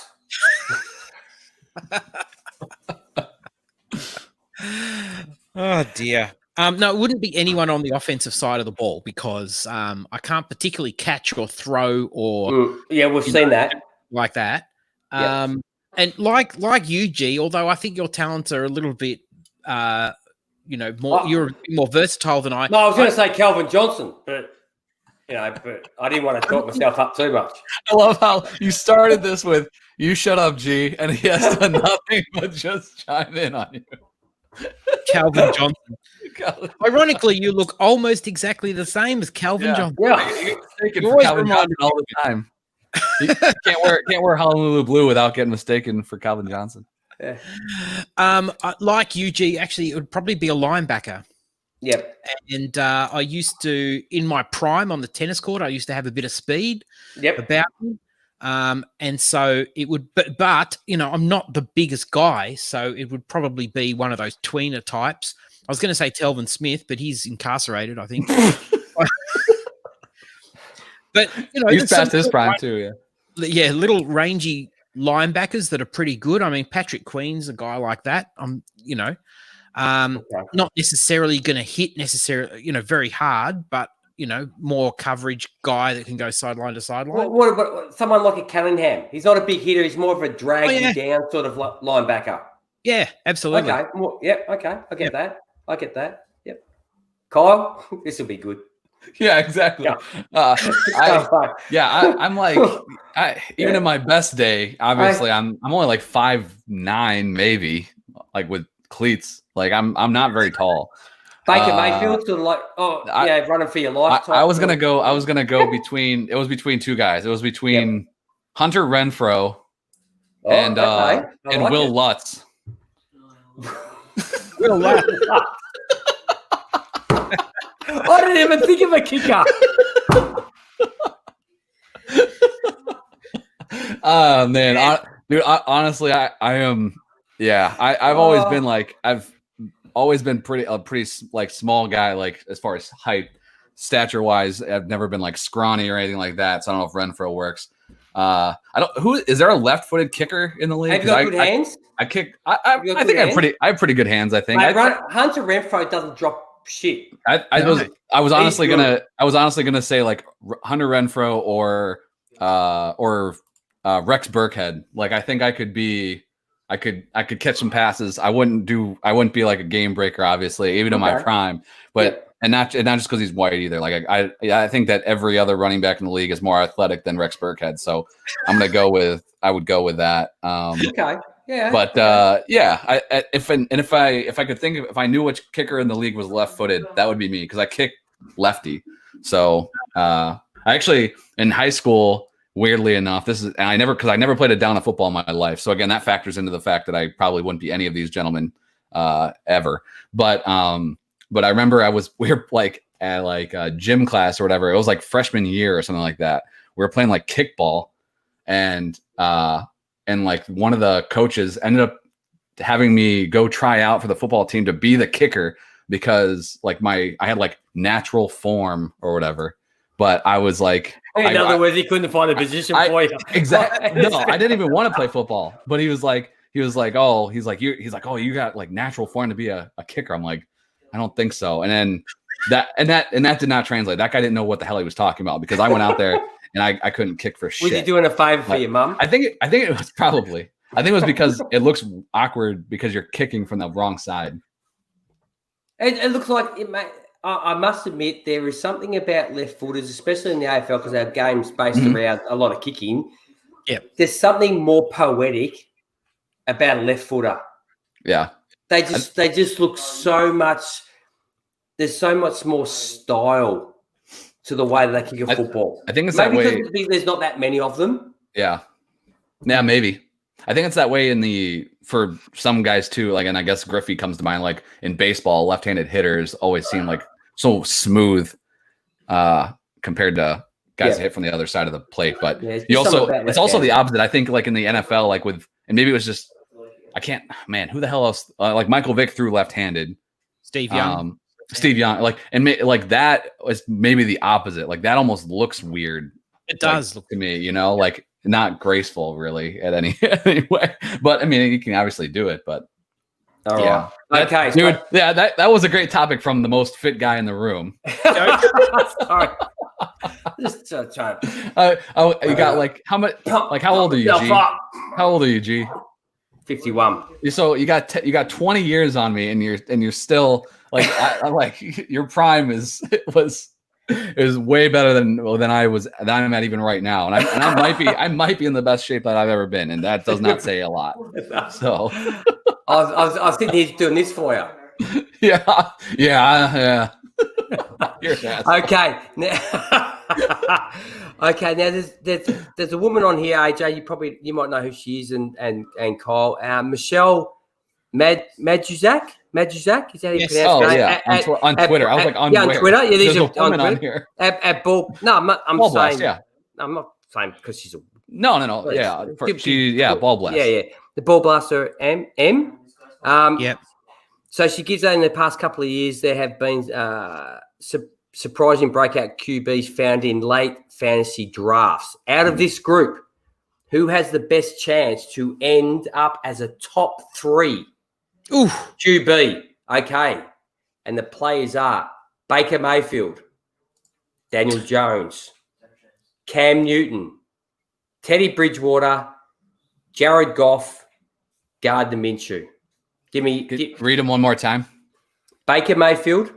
Okay. Daniel Jones, Cam Newton, Teddy Bridgewater, Jared Goff, and Gardner Minshew. So you mean just this year? Give me one. Give me one. Who's the one out of those guys? You mean that could be a chance to end up as a top 3 QB. Chances of that is probably out of those guys. I think it's unlikely, to be honest. Okay, I've got mine. Yeah. Go ahead, AJ. Jared Goff. I agree. That's my guy for me. Hashtag reasons. Because,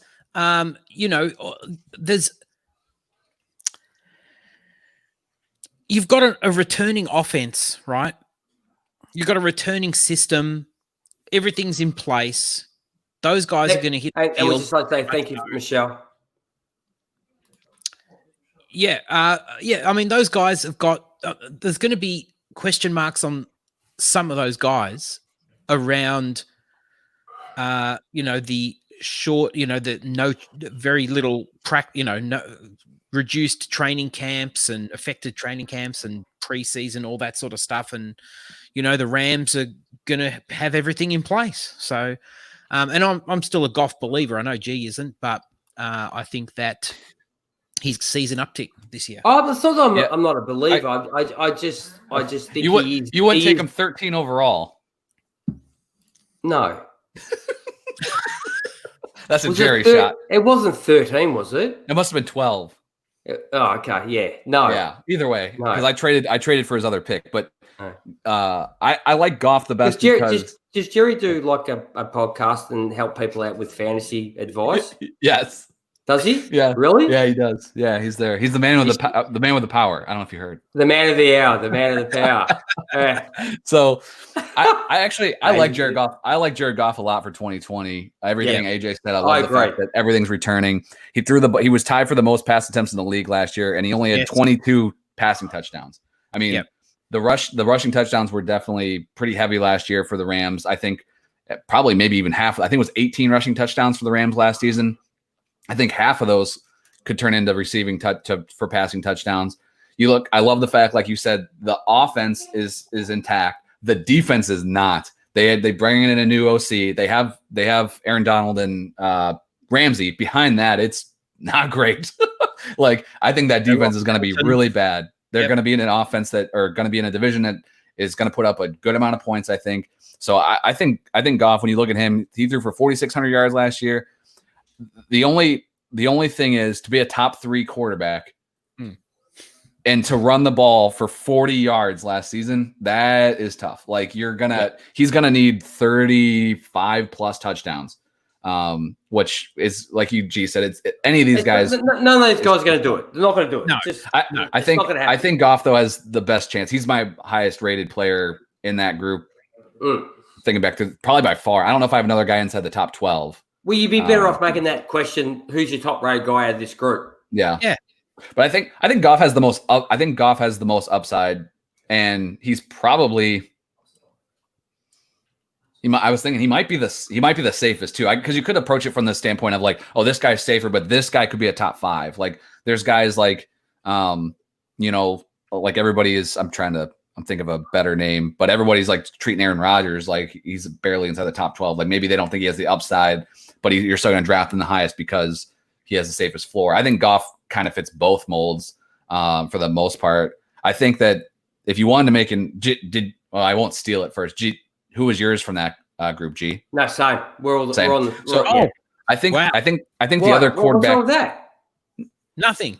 Oh, mate, I'm. It's not that I'm not a Goff fan. It's just not someone I look at. But I'm not gonna just. I'm not hating on the guy. I think if you're.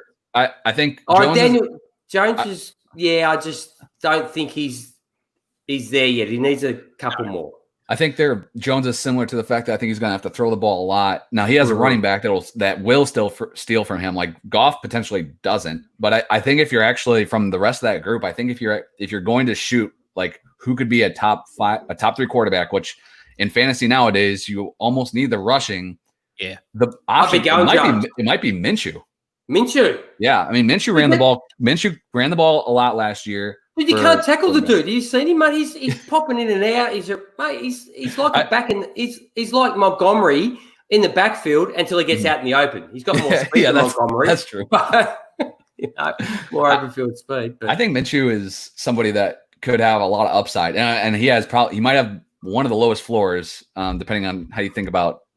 I guess I don't like Bridgewater at all, but I mean, good receivers. Great running back, and the defense is also horrible. Like I think he's going to be now. The thing is that he's got a new OC. So franchise is horrible. So we'll see, but not just the defense. But yeah, I think Minshew might have the most upside. Like he's going to definitely be a quarterback that is on just a horrendous team, but he's going to put up numbers and it's going to look ugly as hell probably too. But I think he could finish his top 12, and I wouldn't be surprised at all. But the rushing might give him enough upside where if he falls in the end zone 5 times. Now he's in the conversation. Like he's going to have a good year. They're going to end up 3-13, and then they're going to have a new quarterback. Year. Sorry, Garda. Thanks for that. But I think Minshew could put up a Josh Allen type season. Yep. Okay. Now the next question is from the TFL podcast. AJ, who aren't we trying to tee up to get on them, or they're coming on us? I think so. You're not doing your job. This is a good start. So you finally convinced your workmate to start playing fantasy. What's your number one advice to them when it comes to the draft? Like a noob? What's your deal to them? Yeah. The number one advice. What's your number one advice? I would say. So let's make it for obviously playing redraft, because you're not going to get someone who's a first year playing bloody dynasty. So it's a redraft league. Yeah, 12 team, standard scoring. Let's just make the basic entry level stuff. So maybe I'd say in the first. Okay, what about in the first 3 rounds?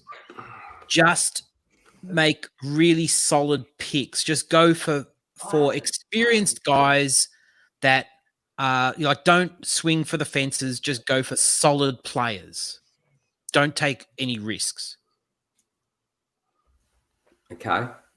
If I was talking with somebody that had never played before, the best advice that I think you can give, that we all like this at this point, like for us, like obviously we're like all in this stuff, is that and everybody knows this, but if you're playing for the first time, I would say do not take a quarterback before round 10. Oh, see, because like there's some good advice. I don't because the problem is everybody like when you because I've been to drafts where it's just like people that they're just doing it for fun, which is obviously what this is supposed to be all about. But like you just get caught up in like, oh, I know this guy or I know that guy or whatever. But everybody knows all the quarterbacks, so they go earlier. And for fantasy, they're just not important. Like you can't. The guys that are a difference makers are now so overpriced that they're not worth it. And then you can find guys later in the draft. So like, if I was talking to somebody that was playing for the very first time, I would say like in round 9 or 10, pick your QB. And that's even too early. Like for me, if I was taking him, but if you're talking to somebody that's not going to potentially be active enough or dive into it enough to stream, that still gives them a good enough QB that's your starter. Cause a lot of times when you're playing with people that like are just getting into it, they don't play the wire as well. So I think you wouldn't want to wait to the end. Like for me, I wait to the last round sometimes. Like who cares? Like I'm just getting this guy for my first 2 weeks and then I'm gonna play somebody else one QB. But I'd say like round 9 or 10, that would be your QB. I just got to let Vanessa in upstairs, so just keep talking. Okay. All right. Actually, I'll do this. I'll take me out of the. Yeah, that'd be. Yeah, there we go. There we go. Starting the show. Just the boys. But that's a really good piece of advice.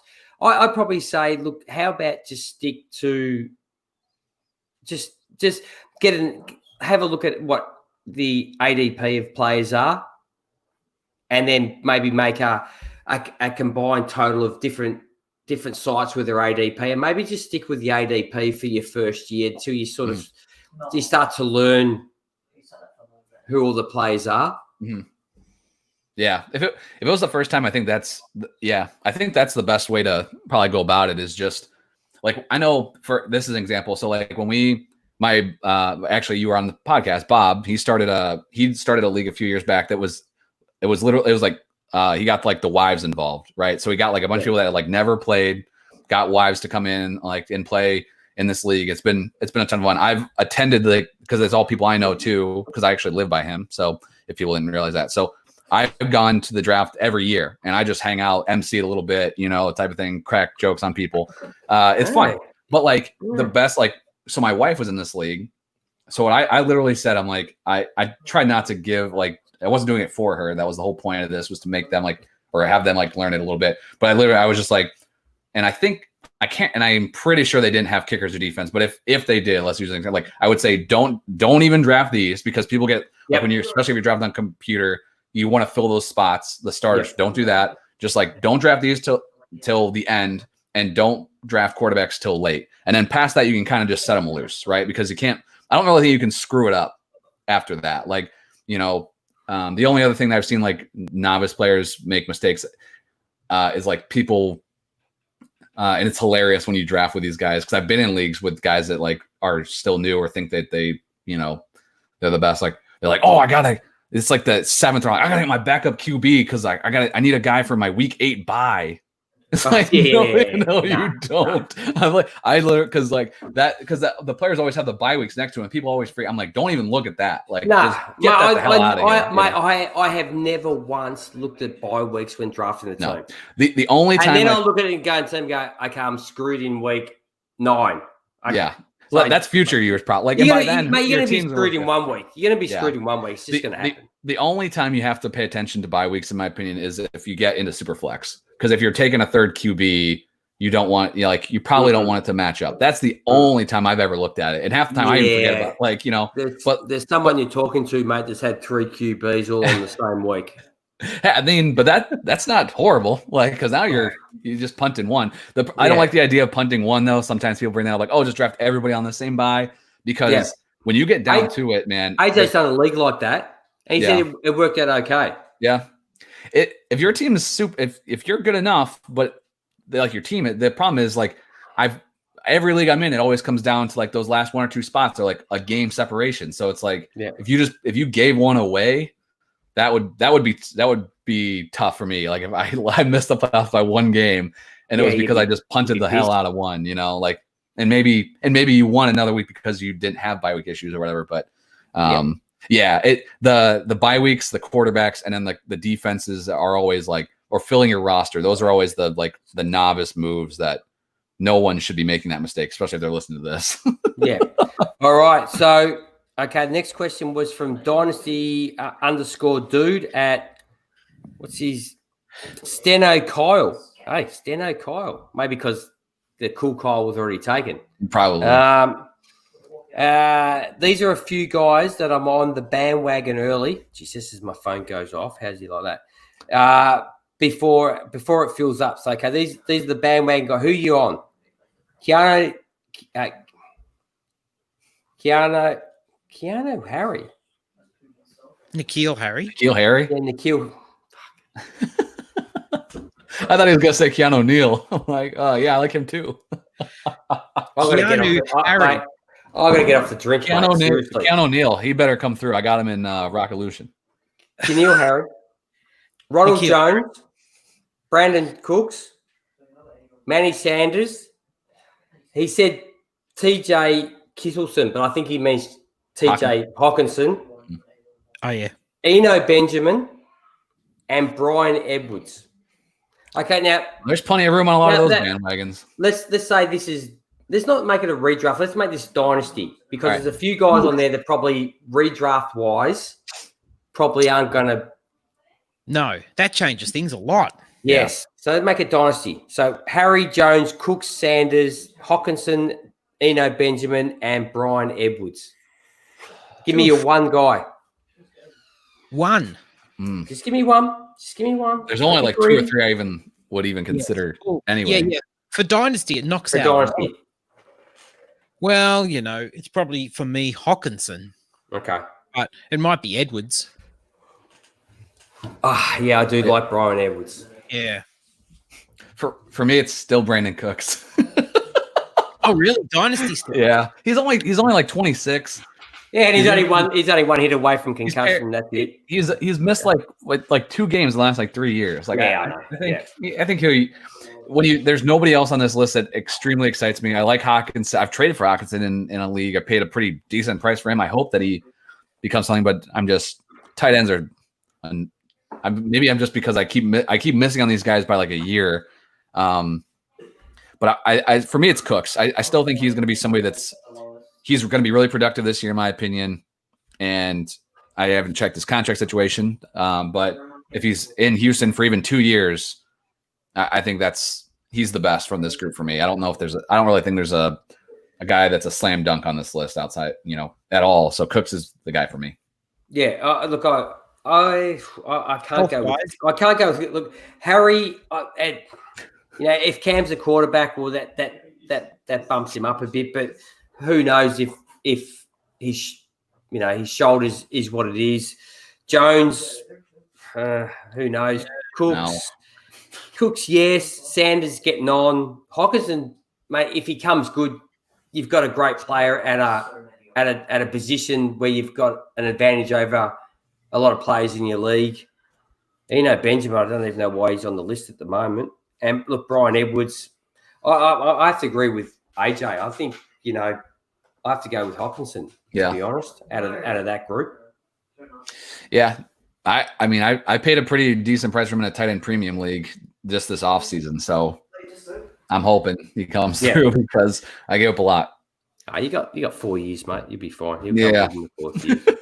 Okay, there's Bobby Sylvester at Bobby Fantasy Pro. Mm-hmm. He says he's putting down his top 5 ice creams flavors. Oh yeah.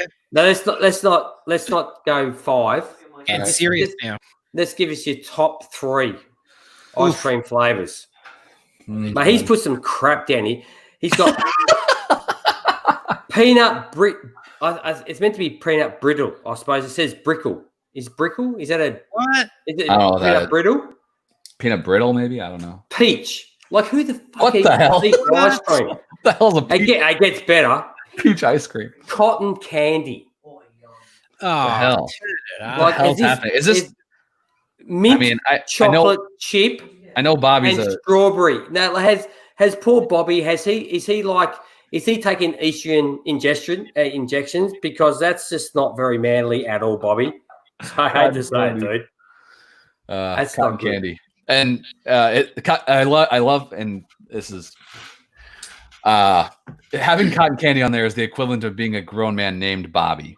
You know, like that's what, you know what I'm talking like. Mate, if your name's Bobby, just put Bob. Yeah. Or Robert. Your name might be Robert. I have no idea. But and I like Bobby Sylvester on Fantasy Pros Podcast. He's good, so I don't want to rip him too much. But that's all right, mate. We're Australians, mate. We're taking the piss out of everybody, man. That's what we do. I think Cotton Candy is on there just to distract you from how shit Peach is. Peach, like that is the worst. I have never had mint chocolate chip, yes, and strawberry, yes, but they're both. Sorry, Bob, but you start looking at your sexuality if you're having those flavors. Oh man. Okay, so your top three. Please make them manly. So that's the problem. Like if I eat ice cream, the only reason I have ice cream in a bowl is to put shit all over it. Like I want like you mean like topping and stuff? Yeah. Like give me all the toppings. Like I could care less probably what the ice cream is, to be honest, as long as I can put toppings on it, like as much as I want. So this is not great. I think they don't make a beef jerky one, mate. No, they don't. I won't choose peach either. Do you have yours, AJ? Take away from the ice cream, though. You know, I mean, if you're gonna put toppings on it, you might as well just drink vanilla. You might good with that. You might as well just eat vanilla. Oh yeah, I'm good with that. Vanilla. Yes, correct. No. I'll take a spoon. I'll just take a spoonful of hot fudge or caramel or whatever. I'm good with that. Like I don't even need the ice cream. I mean, I'll come up with it here, but caramel is that you mean caramel? Yeah, sure. Either way. God damn. Either way. Who you got, AJ? Give us your three, mate. Come on, give us your three. Licorice. Ooh, mate, you and my wife are in the same boat together. You're rowing in the same direction. Licorice ice cream is Now, is it licorice like black licorice? Yes. Flavor? Oh yeah. Oh, Jesus. Mate, okay. Dairy Bell. There's a place called Dairy Bell here, which is like a homemade brew. They make No, they're still there. They're still there. They've moved. Yeah. They make a great licorice ice cream. I'm not a licorice person, but their licorice ice cream is quite nice. It's not black. It's more like a mid-grey sort of color. Oh yes. Yeah. And I've made it before. We've got an ice cream maker, and I've made licorice ice cream. Okay. It's not easy because you have to. AJ's a bit of a hippie, dude. Hardly. Next one, peanut butter. Ooh, peanut butter ice cream. I don't mind that. Is very, very good. With a little bit of chocolate topping on that would really just top it. Oh, yeah, it goes well. It goes well. Yes. Like it. The third one might be a little bit you're already kicking Bobby's ass already. Well, the third one, I think Bobby might have had it on his list, and I said mint chocolate chip, which I quite like. Oh, dude, that's the worst. Oh, really? Mint choc of anything is terrible. I don't know how anybody can eat it. That is man, shit. But no, hey, each to their own. Just you. Okay. Well, you like two of my three. Well, I do like two of. Oh well, no, I'm not going to go and eat licorice. I don't like licorice ice cream, but I don't mind having a scoopful. It's actually the Dairy Bell one's really nice. I must. Yeah, it is. It is. Yeah. Kyle, what do you got, mate? Come on. Man.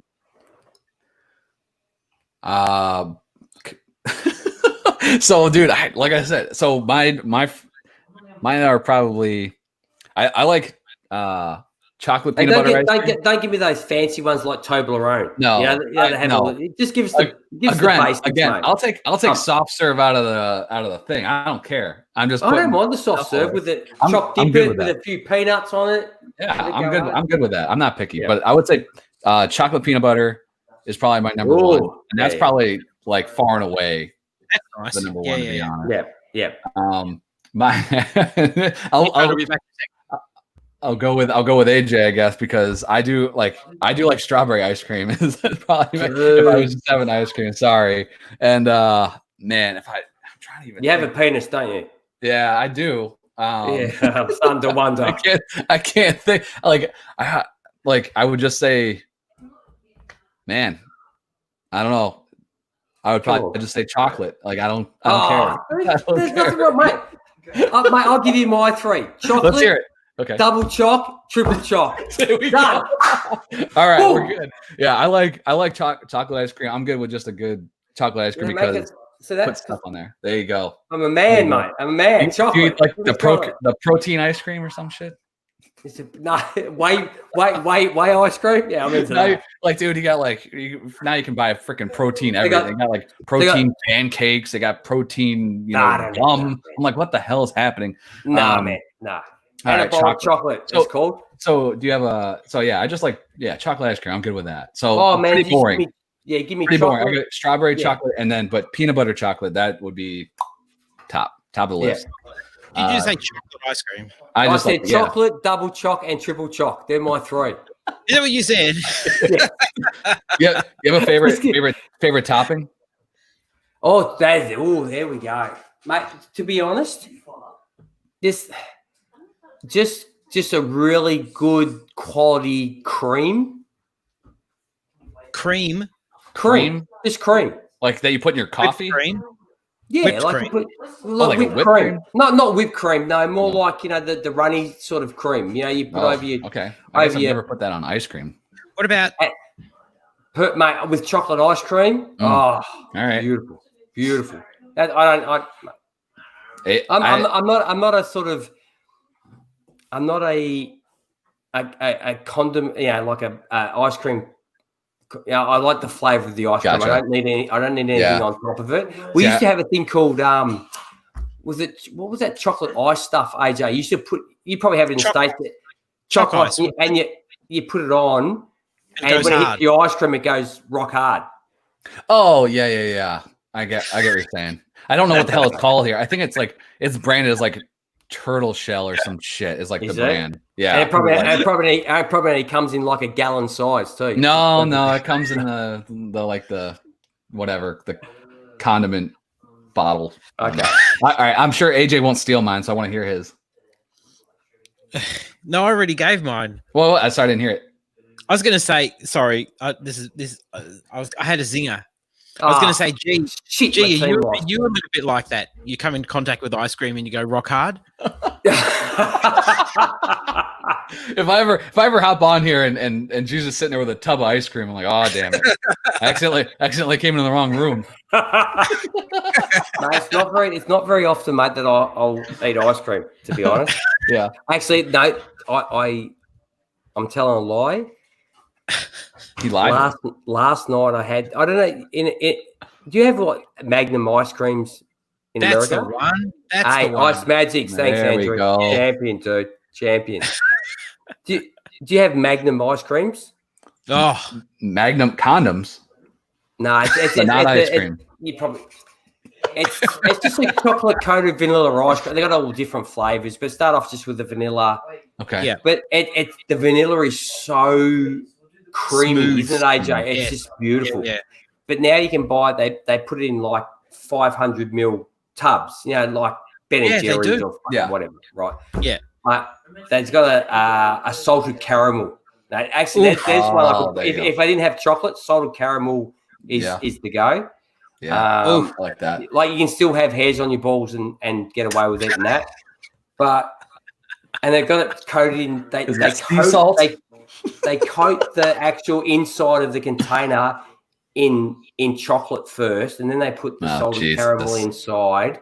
It was big chunks of chocolate chip inside, and I ate the whole thing last night. See, that's the problem I have. Like if I didn't eat ice cream for a year, sick. I felt crook. I wouldn't even miss it. But the minute I have like a bite, I'm like, I get the whole. It's gone, dude. It's done. The whole thing is done. Yeah, I'm not putting the other. I'm not eating half and putting the other half back in the freezer. That ain't happening. No. So I felt crook for a couple of hours while lying down. Don't lie down after you've eaten it because it's that's awesome. It's not good. That's okay. Awesome. So just to finish off, I got my topping. Oh, what's the topping? The best topping is marshmallow. Like marshmallow sauce is the best. Oh, marshmallow sauce? Yeah. I don't think I've ever had marshmallow sauce. Yeah, it's the best. You got to do that. You got to find that. It's the best. I could just eat that by itself because I'm fat ass, but yeah, marshmallow sauce. Fine. I've never seen marshmallow. We have to go to Costco and find out. Yeah, there you go. If it's anywhere, be at Costco. So it's it's like chocolate or caramel or whatever the hell you want to call it. But it's marshmallow. So it's not like marshmallow pieces. It's like a sauce. Yeah, it's like aluminium, not aluminum. 10-gallon 10-gallon bottle. And here it comes with a spout. So you just put it on there, you just spout it on there, and then you can, in your mouth. Yeah. Mate, don't you guys ever wonder why the normal door size is like 2 foot and in America it's like 3.5? Hey man. You're talking to Hunter Renfrow over here, so yeah. Well, never mind. I probably have like 30 pounds on Hunter Renfrow, so I should be fine. Okay, so we should start to wrap this up. So, okay, Matt Donnelly at Dingers 4. I love to know where Dingers 4 came from. His name's Matt Donnelly. But anyway, a serious question at Fantasy Football Twitter. When do you know that you've made it? Okay.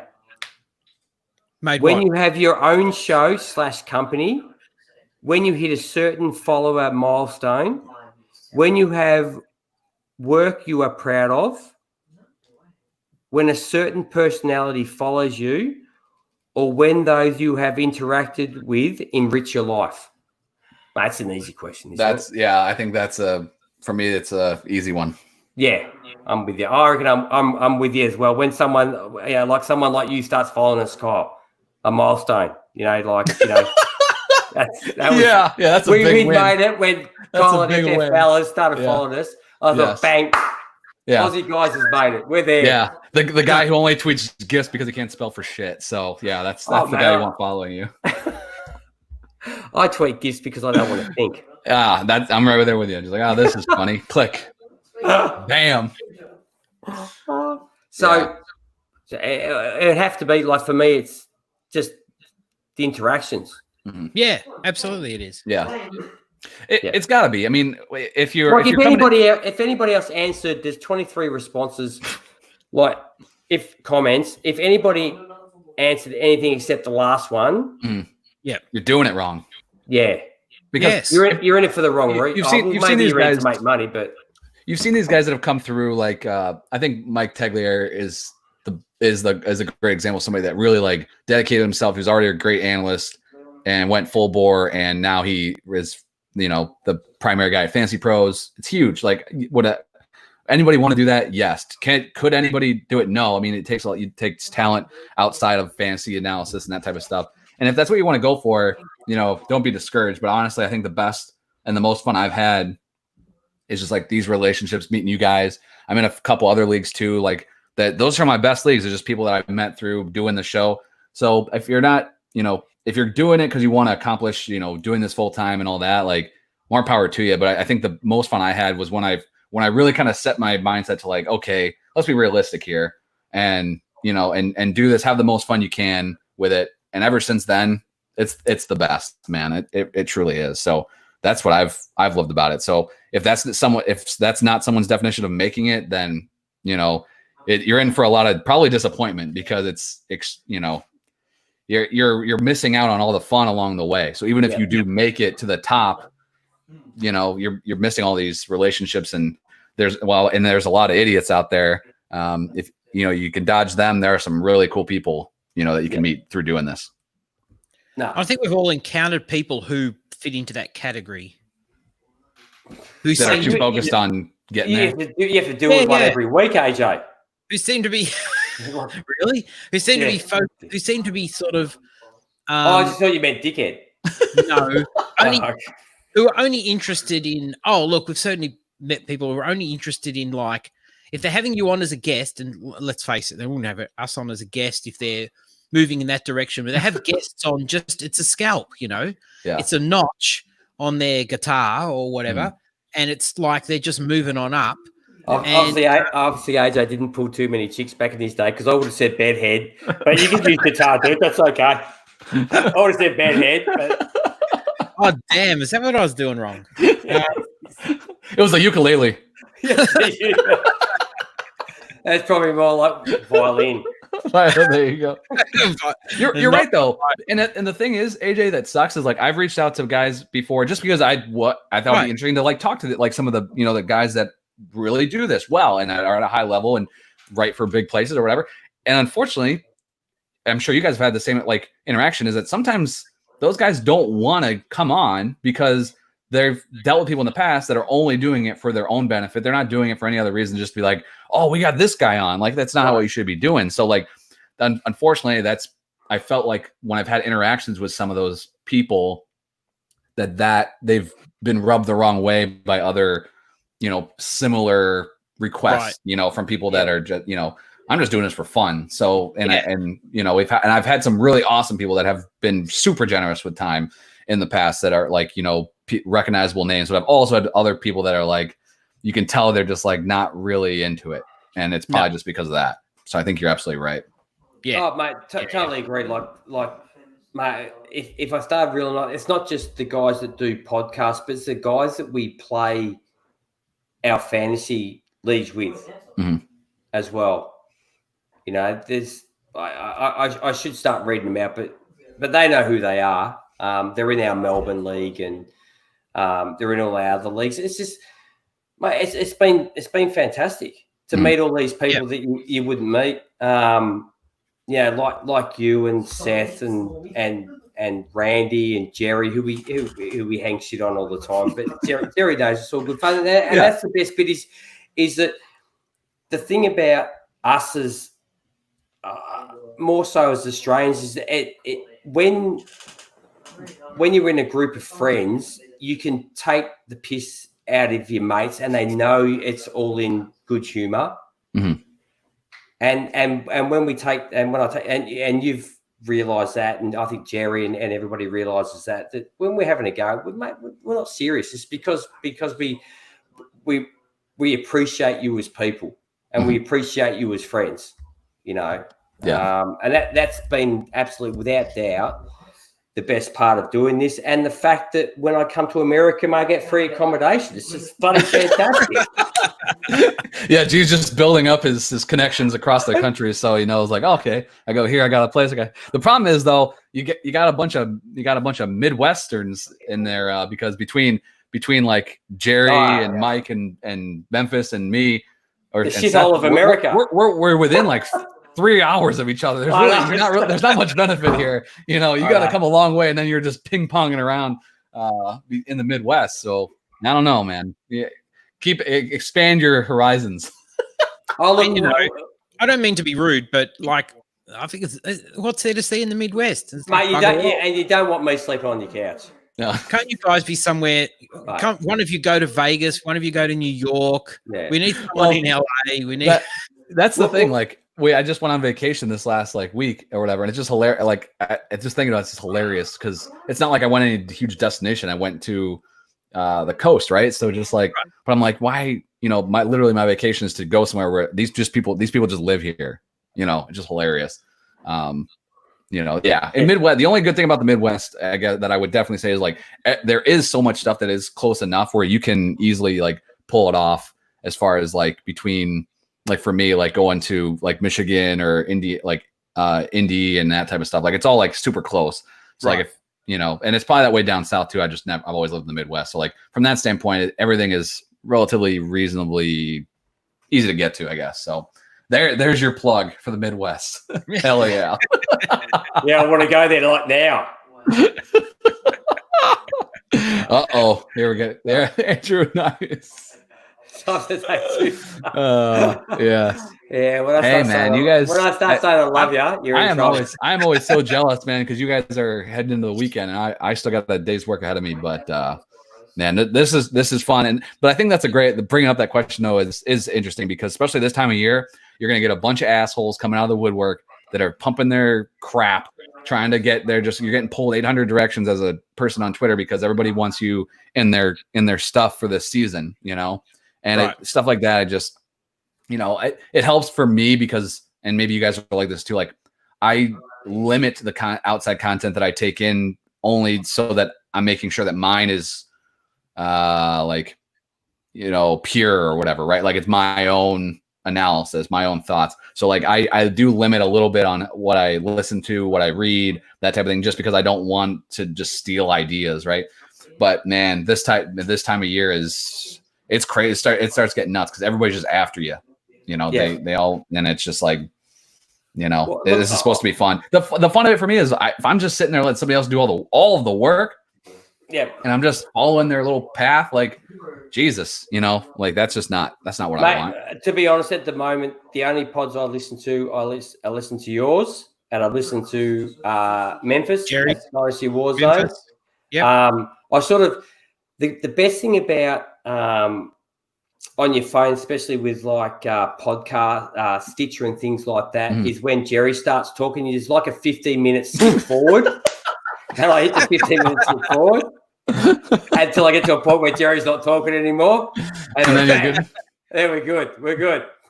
You gotta talk to Memphis. Maybe you can put some timestamps in there so that you can just skip right ahead to the Memphis only part.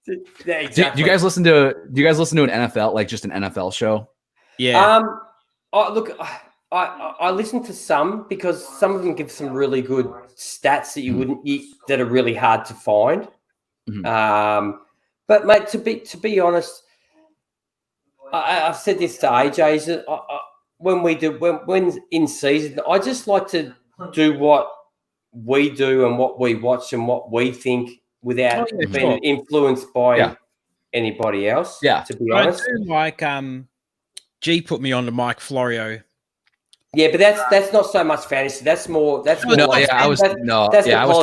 Football. Yeah, I was talking more like just because like my advice usually to people too, they start listening to podcasts is like find a good just NFL podcast, not a fantasy podcast, because and you can take things away from there that do impact like your fantasy analysis. But like I've kind of jumped around to a few different shows, but I've always told somebody like find a good NFL podcast because the information you can get about the league right now. I really like the Pick Six podcast from CBS.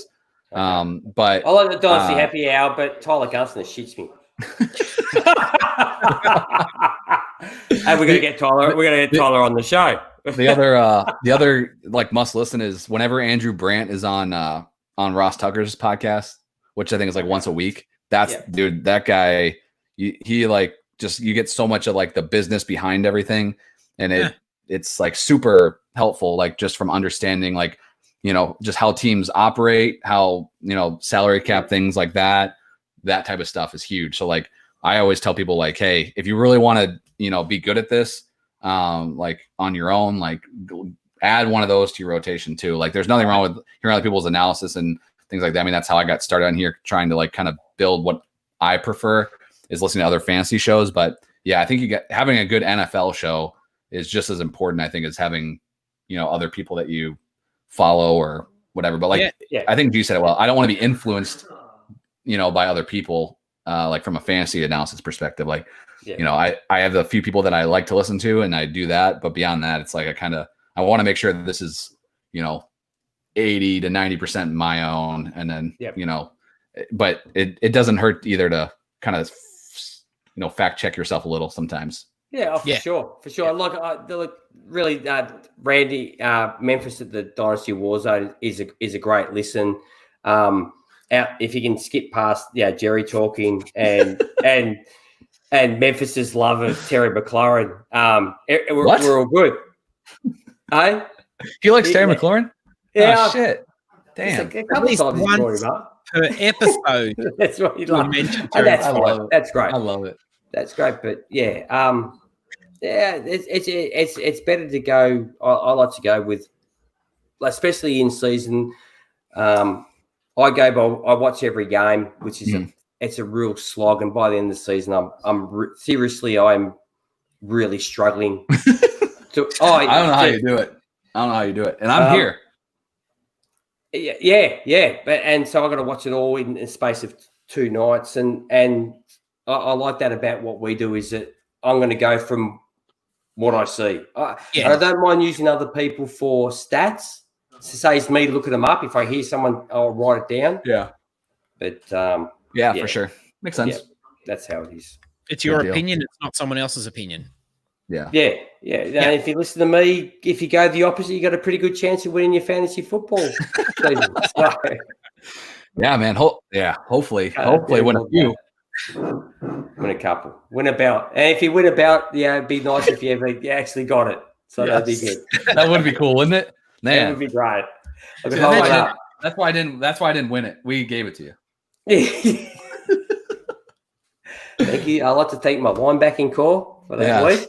If you can all score like 40 odd plus in one week of football, it does. If you can score like 5 linebackers score like 200 points between 4. That was the first year, right? That was year 1. That was the first year. Yes, that was against Seth and I. Yeah, I'm pretty sure. It was. Yeah. Yes, it was. Because we beat Memphis when we shouldn't have. The round before, I believe that was the year, and then we snuck in. I took out he who should not be mentioned. Like Voldemort. Yeah, we got trashed in that championship game. That was. Mate, you're in trouble if the only running back I've got is Zeke, and my second running back is Edo Smith, and you still get beaten. Yeah, that's not great. That's not good. You got to love IDP deep roster. It can definitely cover those things up, man. Without a doubt. Yeah, I'm looking forward to the new league we started too. It's because the other league, Seth and I co-ran the team, so now we're doing our own thing. So it'll be interesting to see which one of us works how out. Seth goes with his 4 quarterbacks in the first 9 rounds. We'll see how that plays out for him. It's always interesting. Have you guys co-run teams before? Yes, we actually run one at the moment. Let me just tell you a bit of insight. AJ keeps saying, I've allowed you to log into the team when we're into our 3rd year, and I still have no say on what happens in the team because I can't log in. It won't allow me as a co-owner. So I just figure you run it. This week we made 4 additions in that team, and I had no say. And we did do 4 additions. And I had no say in any of the 4 additions that we made. That's awesome. Oh, did I forget to ask you? You forgot to ask me. Yeah. No, they're all on the defensive side. They're all on defense. AJ did the defense. That's fair. And, I run the D. And I run the offense, and our offense sucks. It is terrible.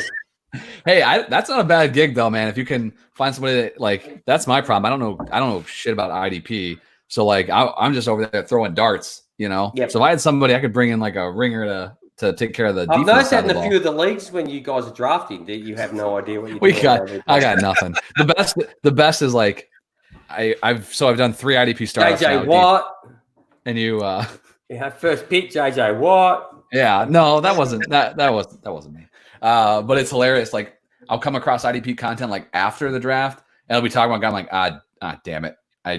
He was definitely there. I didn't take him. Shoot, I drafted him. They just said he sucks.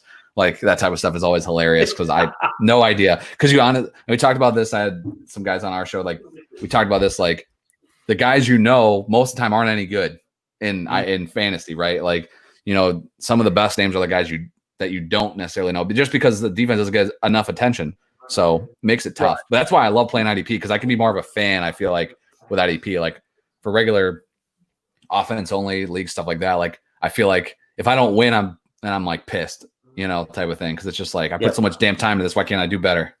Well, the only thing I say, if you play in the league with AJ and you sort of say, look, what do you think of this guy, AJ? And he says, don't take him now, you can get him later, and then 3 picks later he goes and picks up the guy you were just asking about. That's just the lesson. That was the best. Who was that? Patrick Queen. Patrick Queen. Oh, I said, AJ, I reckon I should take him in. No. Just wait. You can get him later. 3 picks later, boom, AJ takes him. AJ probably screwed me up too because didn't you traded back to that first round, took 2 QBs in that league? I may have. Yeah. Because I'm sitting there. No. I had the. Did I have the 101 or no? I didn't. I traded up. I thought you had 2 first-round picks. Yes, I did because I traded in, but I think I traded with Randy actually, and I spent my second and third. So I took 2 quarterbacks. You're right. And I'm sitting. Happens when you're Randy, mate. You usually spend them pretty quick. I'm sitting there. I'm sitting 11th. I can't even. But it's okay.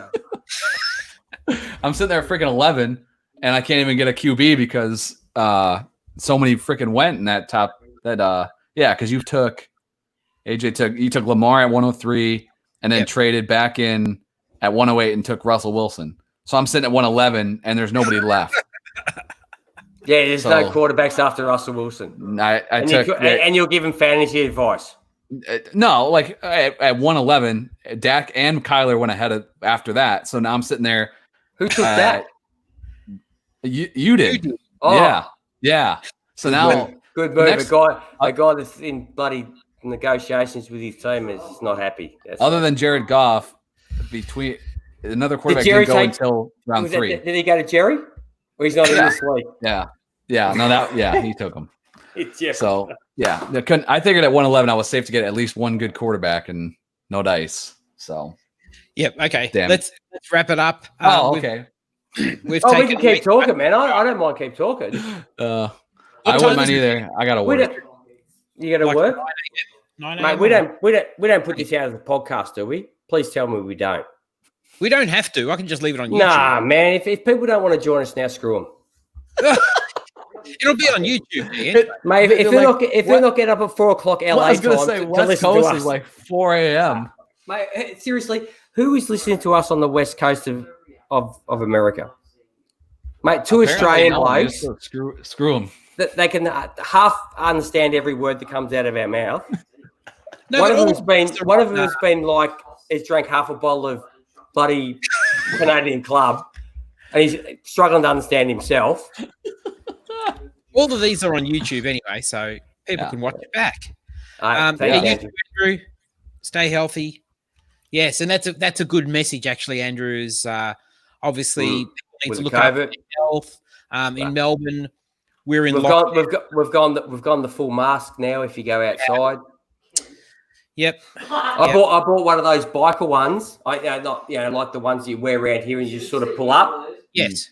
Yeah, it's got like the skull.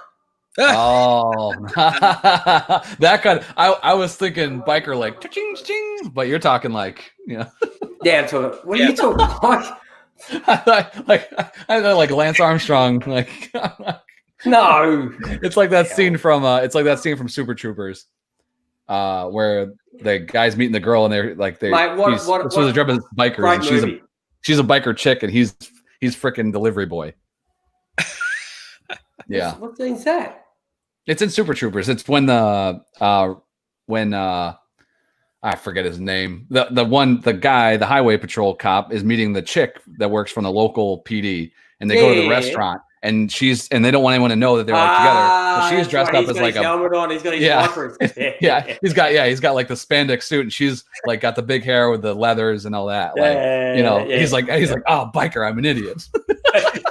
And I just did the same thing. I'm a moron. Shoot, man! Good times, guys. Absolutely. Hopefully, you guys are staying safe out there.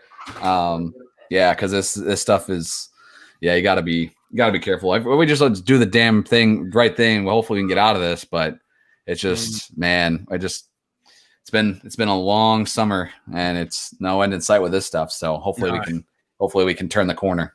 Yeah. Well, look. Exactly, and from a personal point of view, I'm pretty pissed because I'm meant to be going overseas in like a month's time, but that's not happening now. Like I said, I just went on vacation and it like we went still, but it was like we were precaution. Like we did pretty much nothing. Like we were just at the beach and in the room. That was it. Like mask at the beach. You're okay. That's no way. That's no way to spend time off. It was. Not, it wasn't the best. It was still good to get away and all that, but that's what we had to do. We couldn't.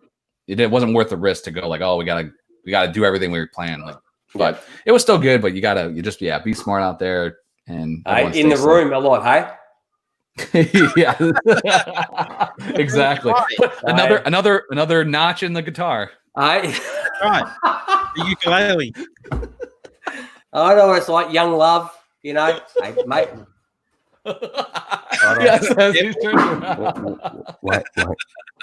Wait till you've been married 20 years, mate. You're lucky if you use your guitar after 20 years. Mate, every string is broken. And you're not running out to repair it either, let me tell you. Yeah. You're the only one strumming it. The thing ain't tuned anymore, let me tell you. Oh man, I love it. So, there you go. Enjoy it while you can, while you're young, mate. Yeah. Okay. Good advice. Thank you. I shouldn't be drinking this stuff, mate. I should be popping blue pills. That's when you know this has been. We're closing this out. That's good. That's good. Or getting some ice cream. So I'm going to go have some ice cream right now. yeah, And then lie down and feel sick. sounds good. Well, listen, have a great Friday, Kyle. Everybody out there, have a good Friday. If you're in Australia, have a good night. Have a good weekend. Yeah. And as Andrew said, keep well, keep safe, Yep. keep well. Yep, keep healthy. Yeah. Keep your And distance, wear your mask. let's hope things sort of turn around, sooner than later. But I don't think we're looking at things happening really fast. I think we've just got to wait this thing out and Go out and take your cognitive test to make sure you're all okay. yeah. And then you can brag about it. Yes. Hey, just on that, Oh, here we go. I shouldn't have started. he said the 5 things that he had to remember. Like they told him 5 things. Yeah. Yeah. Human. Was it human? Man, woman, No, human, woman, man, camera, TV camera or camera Yes. TV. Well, yes, yeah, and yeah. TV. It's like, come on. And that was the hard part of the test. Yes, give the guy words that he would think of those words all day, every day. Anyway. You know what I mean? Like what? That doesn't. Mate, they probably weren't words on the test, mate. They were words that were made up that he knew and he could remember. It's all a sham. All of it. All I can say is to everybody in the States, good luck. I can only say that, listen, my mum is in the early stages of dementia, sadly. She had a similar test done. She sounded eerily the same. And she said, the doctors at the end, they said, I did amazing. And I remembered the 5 things she said, elephant, cat, table, cup, box. There you go. I can still remember them. And I was like, well done, Mum. She sounded really the same. Yeah. Yeah. Yeah. It's who knows, man? The things were this the political and sports, you should never mix them. True. Yeah. True. Enough said. Yes. All right. Hey, listen, thanks, Kyle. Pumped that you came on and joined us. Yep. See you next week, mate. Get ready. That was good fun. Thank you very much. Now. It should be Kyle FF Aussie. Might need to be. Always fun jumping on with you guys. It's worth setting that alarm to get up and hang out with you guys for a bit. Good way to start this Friday. So we'll buzz through this work day.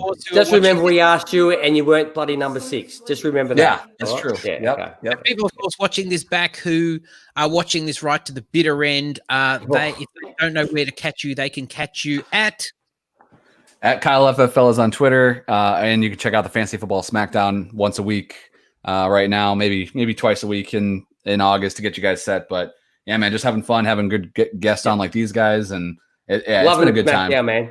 Yeah, it's appreciate good. it. Yeah.